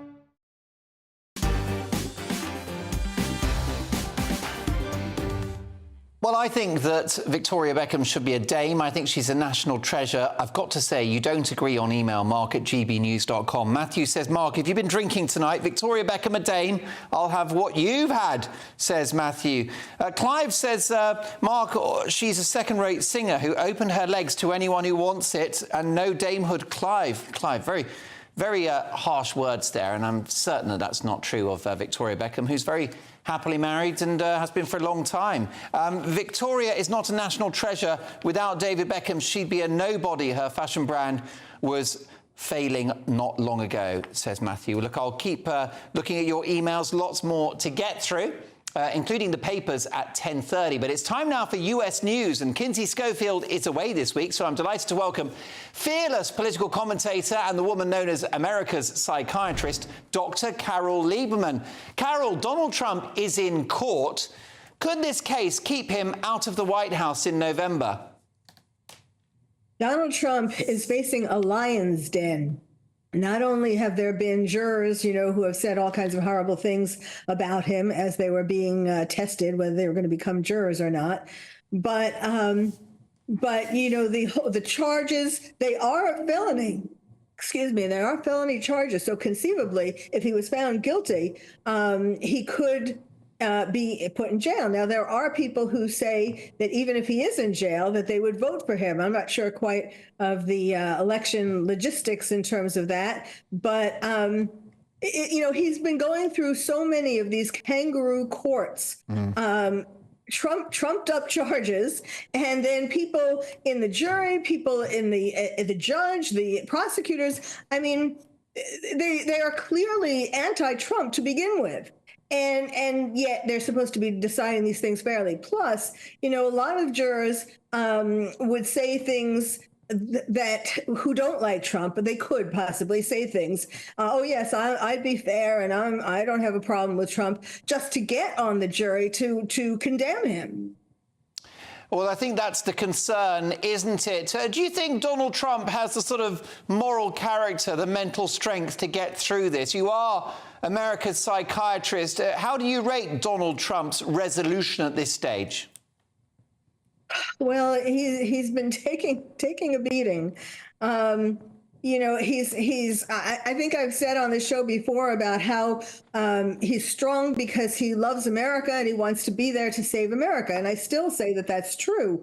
But he is looking a little worse for wear. I mean, it's just one thing after another. And he goes from the courtroom to the campaign trail. I mean, it's so it's really beyond what one human being can do.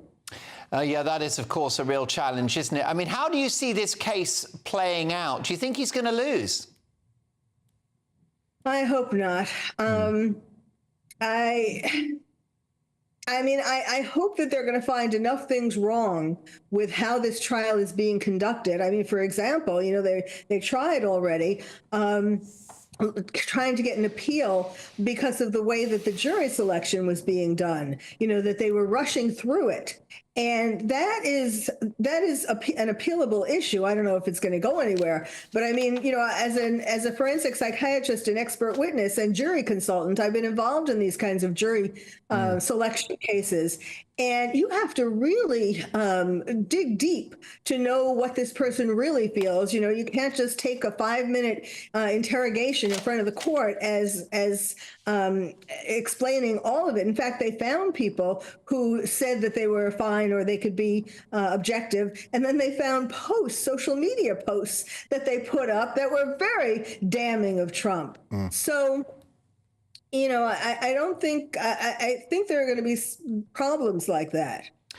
Meanwhile, is Joe Biden throwing Israel under the bus? It seems that the White House are cooling in their support for Benjamin Netanyahu's stated aim of eliminating Hamas, who, of course, were responsible for the October the 7th attack, which was the single biggest attack on Jewish people since the Holocaust.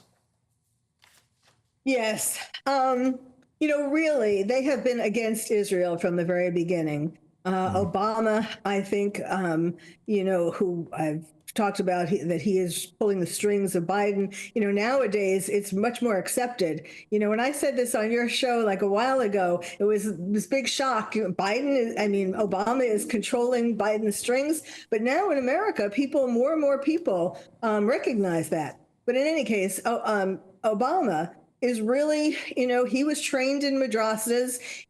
What do they teach in madrasas? They teach terrorism. They teach to hate Israel, to destroy Jews.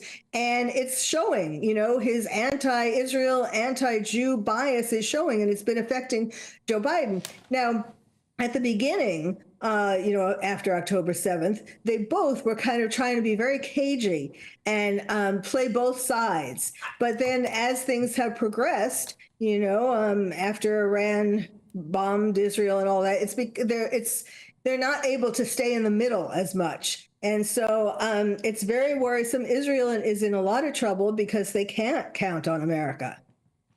Meanwhile, the Kennedy family are a political dynasty, but they're not endorsing their own man at the next election. Tell me more.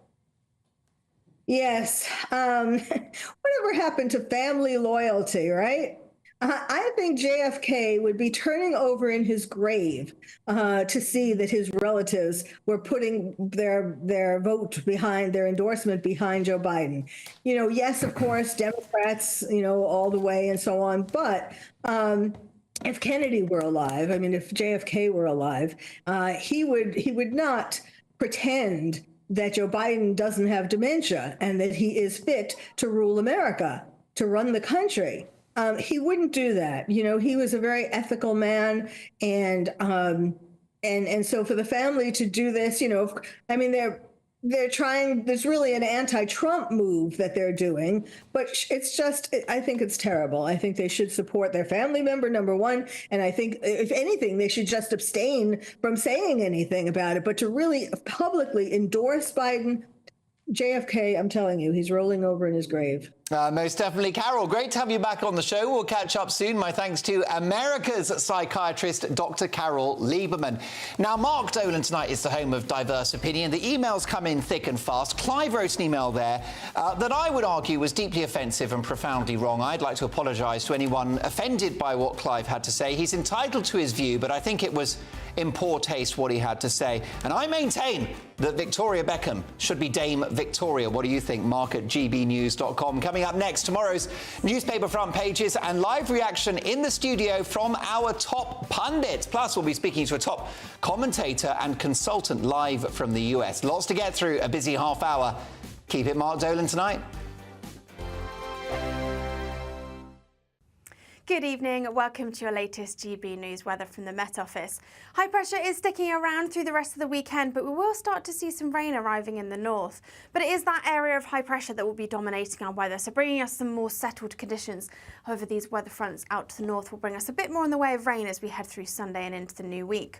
Plenty of cloud around through the rest of this evening, spilling its way southwards across much of England and into parts of Wales into the early hours of the morning. But southeastern parts of England, Northern Ireland, Western Scotland probably holding on to some clearer skies and turning chilly here, perhaps some frost in places. But under all that cloud, generally not quite as cold, although the high single figures are possible.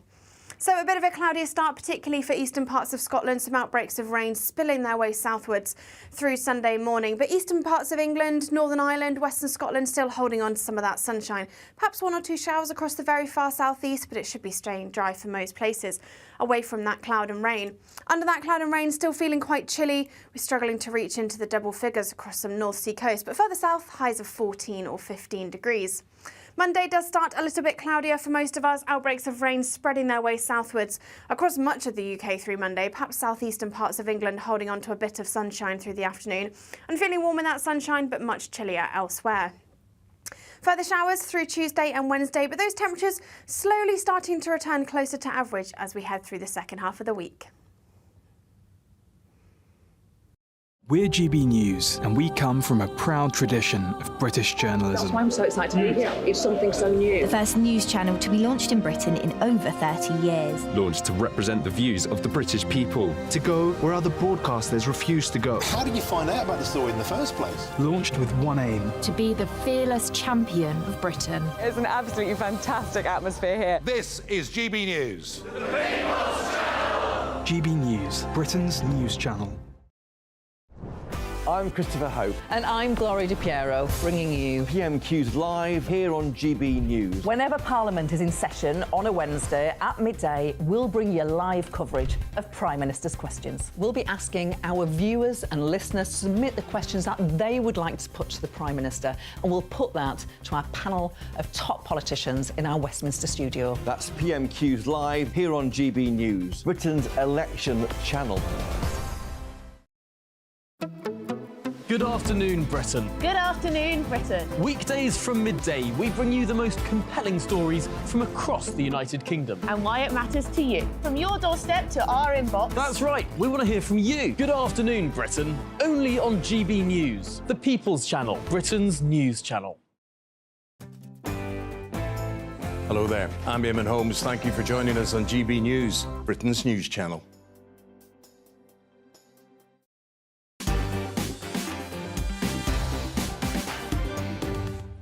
Papers in just a moment, but a cracking email from Elaine who says, "Dear Mark, I love your programme and GB News, but why oh why do you have this biased view of Trump? You never get anyone on who is anti-Trump. What is this ridiculous woman talking about?" I think that was Dr. Carol Lieberman, my guest just previously. "Trump is an uneducated sociopath, pathological liar, crook and convicted rapist who has lived his life as a mobster. Please let's see the other view." Elaine, thank you very much for that. I think that conviction was a civil case, but you're entitled to make that point. And Elaine, it is all about opinions, so do keep them coming. Mark at gbnews.com. It's time now for the papers.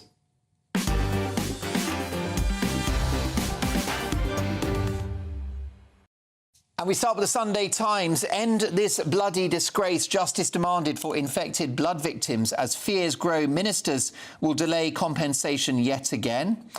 Tony Blair, in an interview in their magazine, says politics is for the weird and wealthy. Meet your new GP in middle age. Doctor app. Middle-aged people will be able to get regular health checks via the NHS app rather than having to book an appointment with their GP from later this year. They'll be asked questions about their lifestyle, such as alcohol intake and exercise, and prompted to provide measurements including height, weight, blood pressure and cholesterol levels, some of which can be determined at pharmacies. And Britain in court over benefiting Russia. Next up, the Sunday Telegraph. Met chief urged to resign over treatment of Jews. Starmer, Labour is the party for patriots. Sir Keir Starmer has said we must not flinch at flying the St George's flag as he declared that Labour is the patriotic party now. Writing for the Telegraph ahead of St George's Day on Tuesday, the Labour leader said he was proud to be English and that his party would celebrate the day of England's patron saint with enthusiasm. Mordaunt calls for an Iron Dome over the UK. Penny Mordaunt has broken ranks to call for an Israeli-style Iron Dome missile defence system for Britain. In a highly unusual intervention, the leader of the House of Commons has publicly urged Rishi Sunak to increase spending on defence, calling it a duty to our citizens. Sunday Express, migrant flights ready to take off. Illegal migrants will learn within weeks if they have a place on board the first deportation flight to Rwanda. It was revealed tonight. Home Office officials are working through a list of names to handpick the first 200 passengers to leave if the government's flagship bill clears Parliament in the days ahead. Mail on Sunday, neighbour who called Labour deputy an effing liar talks to police. As the Mail on Sunday reveal, that Angela Rayner signed key papers in the Two Homes row. House sale document that could nail Rayner is an exclusive. Beleaguered Angela Rayner's attempts to ride out her Two Homes row were dealt a significant blow tonight after the emergence of a key document signed by her former neighbour. Sylvia Hampson, who has previously called the Labour deputy leader a liar for insisting that she lived apart from her then husband, has confirmed that she was a legal witness to the sale of Rayner's home. The Observer now Labour shifts poll tactics to target fearful Tory over 65s. Labour is to wage a new campaign to win over Tory-supporting pensioners in an attempt to neutralise one of the government's last remaining electoral strengths. Also, US House vote unblocks aid to Ukraine. Sunday Mirror, Simon breaks silence on row. Cowell, I will heal rift with Louis and Sharon. Daily Star Sunday. And you thought they were after your Savoy and chips. Psycho seagull tried to peck off my pecker.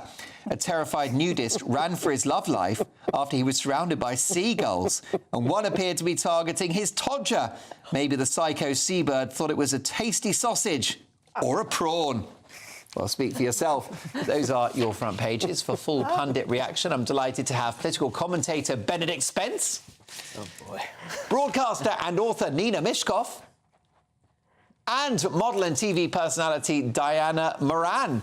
So many stories to get through, let me tell you. How about this one in the Sunday Express, Benedict Spence? Migrant flights ready to take off. Home Office prepared to draw up list of the first passengers for Rwanda. It's happening. This is not a drill. Is it happening, though? We've been in this situation before where there were planes on the tarmac. Was it going to happen? Was it going to happen? And it didn't happen. And it's one of those things where I will believe it when I see it. Not even when it approaches the runway, when it is off up in the air and it is in Rwanda, then I will believe that it has happened. I'm more than prepared to believe that lists are being drawn up of people and that they're trying to find carriers that'll take people, but I'm sure that there are more twists to come. We've had the House of Lords rejecting the bill on Rwanda in its current form by voting in favour of various amendments for it, so it's had to go back to the House of Commons to be debated again. I don't think that this is over yet, and even if it does happen, I don't believe it's going to be the silver bullet that Rishi Sunak believes that it should be. So we wait and see. I'm more than prepared to believe. I'll be delighted if he gets one of his pledges, planes off the ground to Rwanda. That wasn't even one of the pledges. Nina, you think Rwanda is a gimmick? It's a totally expensive gimmick. I mean, it's ridiculous. It is, even if they get a plane off the ground, and the earliest they could get off was, supposing the bill passed next week and they had the list drawn up, it's going to say at least 2 months because of possible legal arguments. But listen, the Rwandans have only got a certain limited amount of housing, and they're already beginning to flog it off. So even if they get a plane load there, that's it. Then what happens to the thousands back, in the queue? It's worse than an EasyJet queue, isn't it, or a Ryanair queue? Well, I wonder whether Rwanda being a gimmick is wishful thinking on the part of Nina Mishkov, Diana Moran, because I think if those flights take off, it will be significant for Rishi Sunak, and I think he'll narrow the lead against Labour. I think I rather agree over here. I don't think they will take off. I just don't think it's going to happen. If they can get flights off, will that move the dial politically for Rishi Sunak? I don't think so. It's too late. It's all too late. Yeah. Too late. Too late. OK, well, look, there you go. No great enthusiasm for the Rwanda plan from my top pundits tonight. What about this? And it's an interesting one, isn't it, Nina Mishkov? It's about the woman that could be our next Deputy Prime Minister, Angela Rayner. House sale document that could nail Rayner. Do you think she's going to get fired by Keir Starmer? No, they should just stop it. It's ridiculous. In today's society, we have many blended families where people live between two houses. You have your own house, then you have children, you meet somebody else, they have children or not, and you move between the two houses. And you think of the house that you own as your home. That's your house. So if she put that down as as her official address, where she was, for the voting, for the electoral register, that is in her head. That's her home, and nobody can deny it. Whether she spends 7 nights a week with her husband or 2 nights a week with her husband, that is still her home. Benedict Spence, nothing to see here. Why are the Mail on Sunday still covering the story? It's not so much that I think that there is nothing to see here. I think nothing will come of it, ultimately. And I don't think that she's going to resign. When she came out and said, if I've broken electoral law, I resign, I said, right there, that would be a tremendously foolish thing to say if you were not 100% certain that you had not broken the law. Yeah. I actually think, you said, is Sir Keir Starmer going to fire her? I don't think he is. I think he is secretly very happy about this, because I think you have to look at the situation that Labour's walking into. It's going to win quite a big majority on current trajectory. That does not mean that the parties are all going to be pulling in one direction, because there will be the sense that actually certain factions can have a bit of fun because there is that expense that they can play with. Angela Rayner is the obvious alternative for the leadership on the left of the party. There is no love lost between those two. I think he's actually quite happy that even though nothing is going to come of this, she's not going to lose her job, she's not going to sort of stand out as an MP, nothing like that's going to happen. This does just take her down a peg or two in the running order, in the order of who might be his biggest challenger in the next couple of years. I think that, in that sense, I think he's probably quite happy about it. Nina, why won't she publish the legal advice that she was given that says she did nothing wrong? And why won't her boss, Sir Keir Starmer, a top lawyer, look at that advice? Well, who's to know? Why should they give everything up? The reason that this is going on and on and on and on in the media is because it is the only thing, the one thing that the Tory party can think is to be a near scandal. What, you know, and the Tory party filled with sleaze, corruption, the hypocrisy of Lord Ashington going in his book for Angela Rayner. He's a man who is avoided paying 100 million in tax because of his non-dom status. Lord Ashcroft. Ashcroft. I'm not familiar with his tax arrangements, and he's not here to defend himself. I'm only quoting Ian Hislop on Have I Got News for You? Oh, the arbiter of truth. Yeah, absolutely. He's very careful. I don't think anybody's raising any questions about whether or not Lord Ashcroft has broken the law. He hasn't. No, there he are hasn't other people that you could go to, but he has not. Why hasn't Sir Keir Starmer, a top lawyer, asked to see this legal evidence? Because then he could say, look, I've read it and I'm happy. Well, I suspect then if he's giving Angela Rayner legal advice, then it's no longer sort of a party matter, and wouldn't it then be more of a professional matter? Yeah. But why doesn't she publish the legal advice? Well, she does. Yeah, she's not under no obligation to. But surely it would make this go away. It might do, but equally, if she's certain of what she's been told, that she has done nothing wrong, then she might feel that actually there's no need to. I do agree that this has sort of gone on longer than it needed to. I think it could have been nipped in the bud had she decided to publish everything at the start. But as I say, she doesn't feel that she needs to. It's a bit iffy, given that she is perhaps Labour's biggest and best attack dog when it comes to attacking Tories for sleaze and obfuscation, but that's what she's decided to do. Plenty of candidates there to choose from. I think that unless there is more openness, I think it permanently weakens her, Diana Moran. It does weaken her at the moment, I do agree, and we're all interested to know the truth. It's giving the newspapers a nice lot to talk about, and all of us to scandalmonger about as well. Wait and see. Well, let's talk. I was just going to say quickly that the Tories are going for her, when in fact she could have been a poster girl for Tory values, for Margaret Thatcher's values. She brought herself up by her bootstraps, was in a council house, bought her council house. You know, her mother, you know, she was pregnant at 16. Her mother was illiterate. Her mother was a drug addict. So to come from that background to where she is today, she should be a poster girl.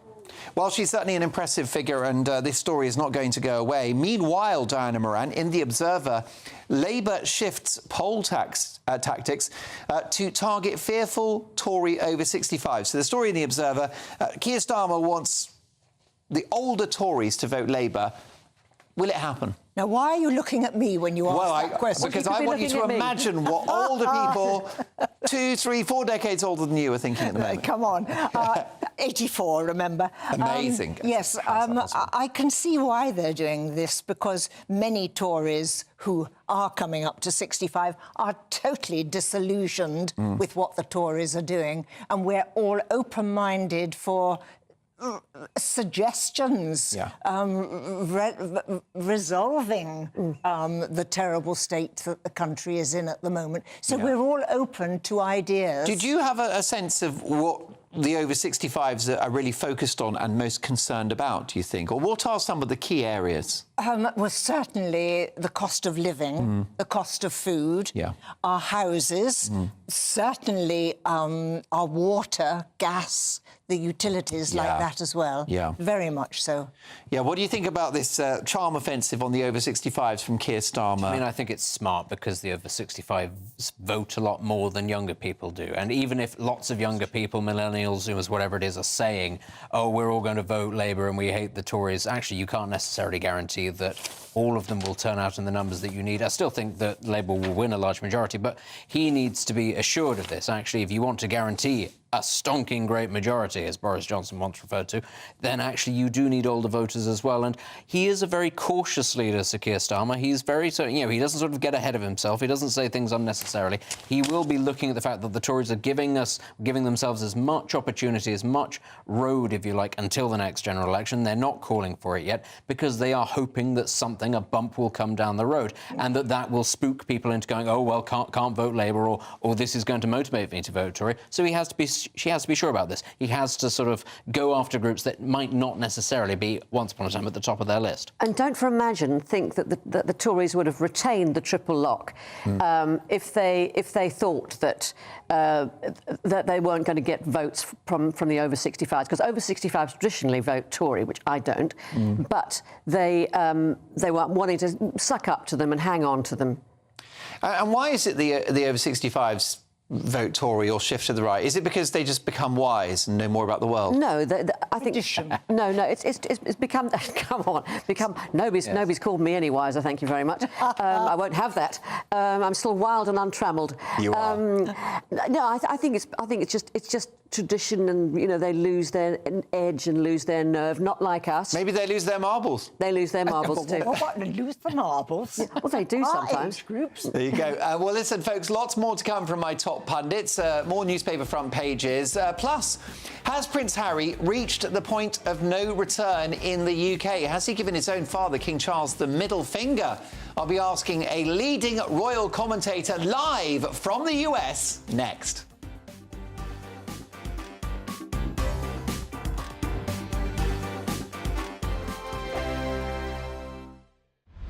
Britain's Newsroom. Weekday mornings from 9:30. One more story in. Milton Keynes, absolute chaos in the city. 300-odd youths arrested or at least involved in a stampede. A stampede. Yeah, what's been going on? A stampede through the... there we are. This is the video. So this is a stampede through a shopping centre in Milton Keynes. I think, Amy, you live there, don't you? You live nearby. For those on radio, we can see literally hundreds, scores of kids. I think there are about 300 kids. Are they in school uniform? Yeah, quite. This is as they've broken up from school, presumably. Security tried to intervene. They've been accused of being heavy-handed. But I think this speaks to the fact that the landscape of youth services has just been decimated and there's literally nothing for kids. So hang on, whoa. You think that this has happened because social services have been diluted? Youth services. This is because there's no police around, there's no oversight, there's no deterrent, and 300 kids think that they can run through a shopping centre, frightening shoppers out of their lives. Going to a shopping Amy, centre. sorry, my kids would not be behaving like that because there's no ping pong available at the local. Aren't your kids like age 4 and 5? These are teenagers, and our teenagers are headed into a world where there are no leisure services. It's got nothing to do with crime. If we up the ante on basketball, it's not going to stop kids being stabbed on the street. What creates antisocial behaviour is having nothing to do. It's lack of discipline in the home, lack of discipline in the home, and lack of policing on the streets, and a judiciary and a penal system that is utterly liberal. You're going right to the end of the line. What about the preventative measures? But what about the people that these people affect by running through a shopping centre and stampeding? When there's mothers with kids in prams frightened out of their lives, and we're worried about the social services aspect that's perhaps led to it. You're talking about stick, right? Yeah. So how long does your solution take to resolve it? Mine takes about 30 seconds. More police, bang them up. Yours... Russell, should parents be fined? More police, bang them up. Absolutely. And the kids should be taken to task.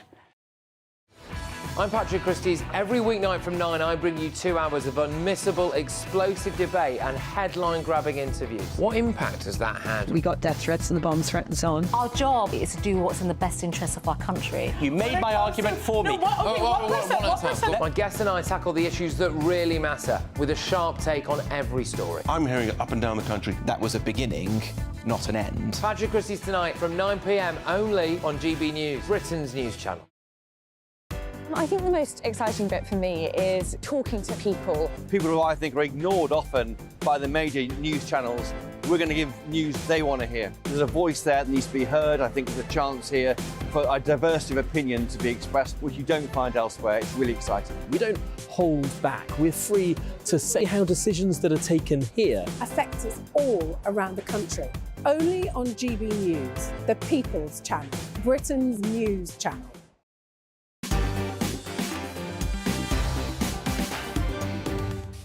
A debate is raging about whether Donald Trump would be a good second-term president or not. I read an email just earlier from someone very critical of Donald Trump. But how about this from Peter, who says, "Dear Mark, anyone still thinking that Trump is the enemy is either a paid shill or a brainwashed clown."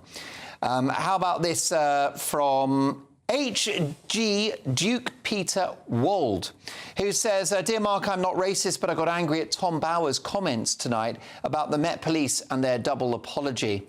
I've been to Gaza. I've seen the atrocities towards the Palestinian people carried out by Israel. The Red Cross figures for the deaths in Gaza match the Hamas Health Organization, which is a government department not run by Hamas." Thank you for that very much indeed.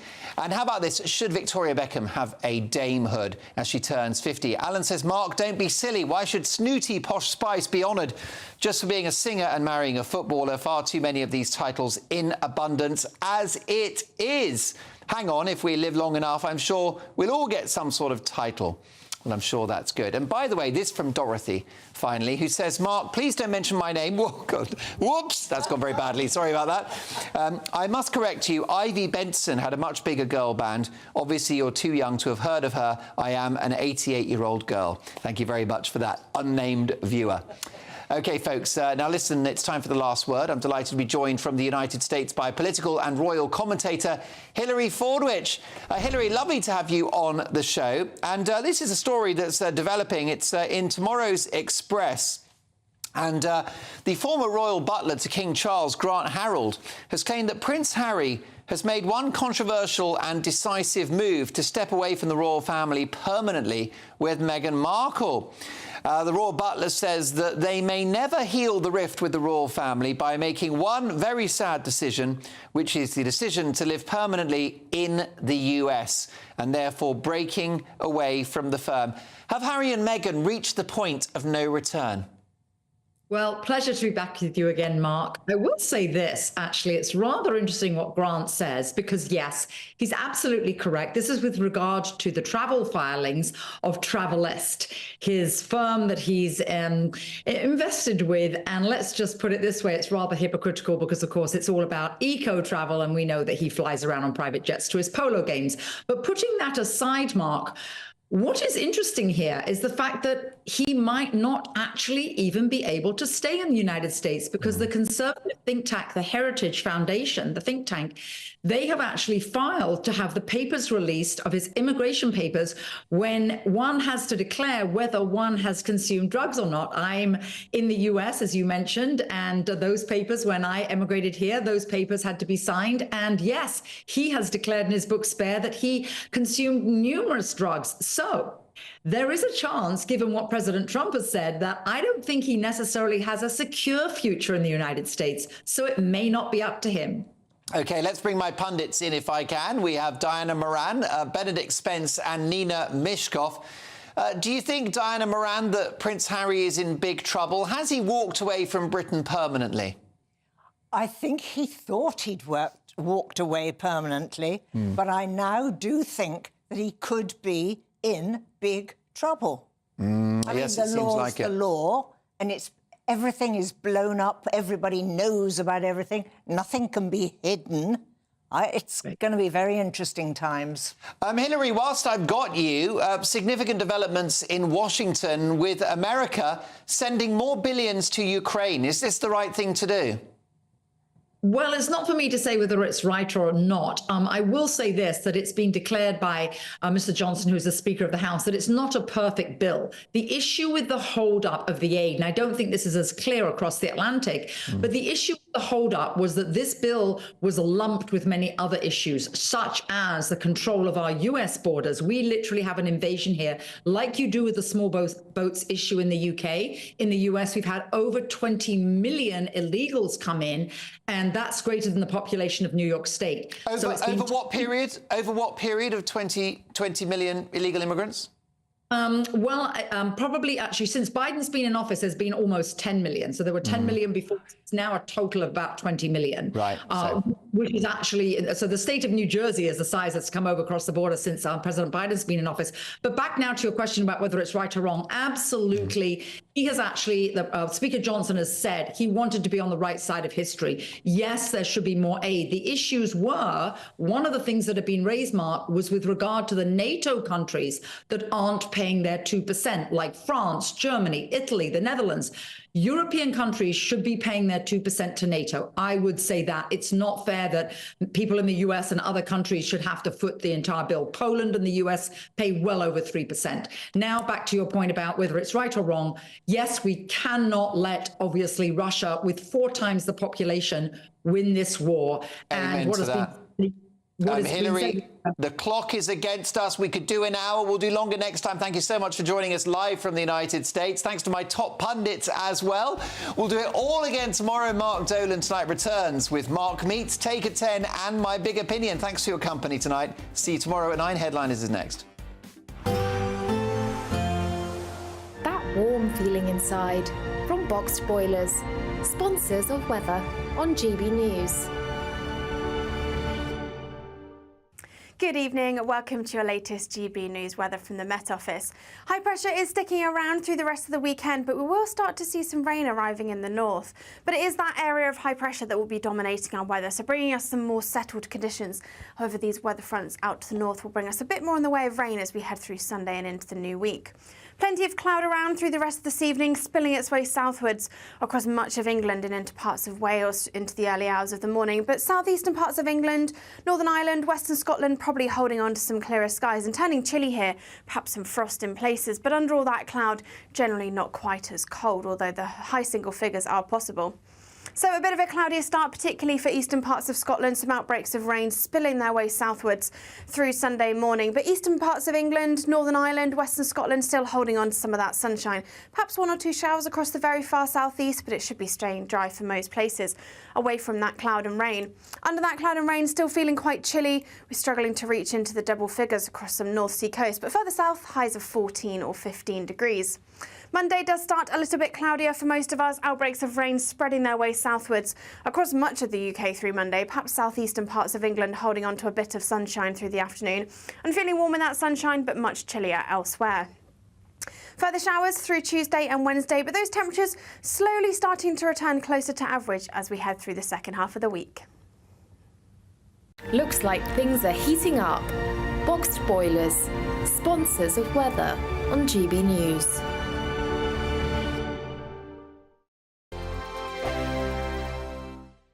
With thanks to Variety Cruises, a family company sailing since 1942, you have the chance to win a £10,000 7-night small boat cruise for 2. With flights, meals, excursions and drinks included, you'll be able to choose from any one of their 2025 Greek adventures and explore Greece like never before. Plus, you'll also win £10,000 in tax-free cash to make your summer sizzle. And we'll pack you off with these luxury travel gifts. For another chance to win a prize worth over £20,000, text prize to 63232. Text costs £2 plus 1 standard network rate message. Or post your name and number to GB04 PO Box 8690 Derby DE1 9TT. UK only. Entrance must be 18 or over. Lines close at 5 p.m. on the 26th of April. Full terms and privacy notice at gbnews.com/win. Please check the closing time if listening or watching on demand. Good luck. GB News Breakfast. Every day from 6 a.m. Cheryl Baker. Good morning, Cheryl. Good morning. When you think back to 1981, I mean, obviously the ABBA victory then wasn't all that long ago, 9 years earlier. Do you think they had a huge influence then on the sort of direction that Eurovision was taking? Yeah, they did. They changed it completely. Because up to then, it had all been very staid and a bit posh, long frock, sticky bow ties, you know. And then they came along and they blew it out of the water. They looked so different. And they modernised it. And I think, yeah, it made a big change. Made a big change after that. And we were watching your performance on Eurovision a little bit earlier on of making your mind up. I mean, you had so much fun, didn't you, up on that stage? Were you, in some part, inspired by ABBA?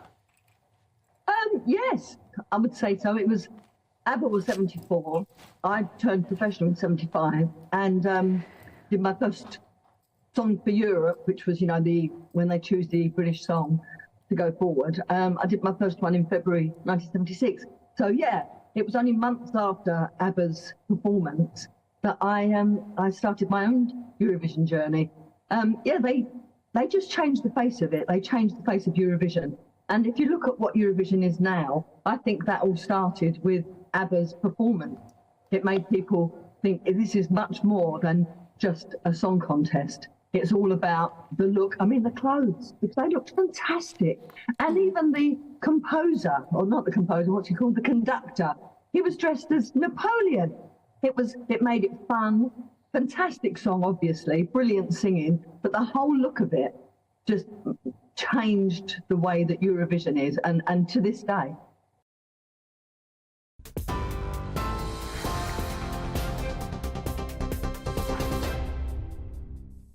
Good evening, I'm Sophia Wensler in the GB Newsroom. Your top story this hour: Ukrainian President Volodymyr Zelensky is grateful after the US House of Representatives approved £49 billion in foreign aid for Ukraine. Democrats and Republicans joined together after months of deadlock over renewed American support to help Ukraine fend off Russia's invasion. Meanwhile, Moscow says the passage of the bill would further ruin Ukraine and result in more deaths. The campaign against anti-Semitism is calling for the Met Police chief to resign or be sacked over the force's handling of pro-Palestinian demonstrations after an officer used the term openly Jewish to describe an anti-Semitism activist. Gideon Folter was stopped from crossing a road near a pro-Palestinian march by the officer, who described him as quite openly Jewish. The force has since apologised twice. The policing minister will meet the Met Police Commissioner in the next week to discuss concerns about the officer's comments. Today, pro-Israel demonstrators held a peaceful counter-protest in central London. Called Enough is Enough, the group says hatred has no place on the streets of the capital. Can't walk through central London with a yarmulke on your head, no signs of any Israeli flag or support for Israel or any views on what may be going on in the Middle East. But if you're not allowed to walk across the streets in central London because you are openly Jewish, then it's time for the government to act. It's just sad that it's come to this, that it's now regarded as not completely safe for Jewish people to walk in the streets of their own city. And not only is it distressing and vile as their views are, the distressing thing is also becoming normalised. Meanwhile, pro-Palestinian protesters have been marching in Sheffield demanding a ceasefire in Gaza. They're accusing Israel of using famine as a weapon of war and criticise the government for continuing to arm the country. The Palestine Solidarity Campaign also took aim at Barclays Bank, urging it to sever ties with companies which supply weapons and military equipment to Israel. And a 2-minute silence has been held today, honouring the English men and women who died serving the nation.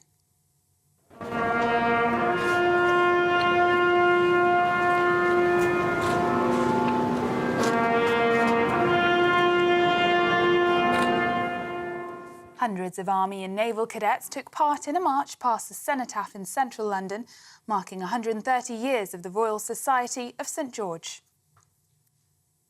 And for the latest stories, sign up to GB News Alerts by scanning the QR code on your screen or go to gbnews.com/alerts. Now it's time for headliners.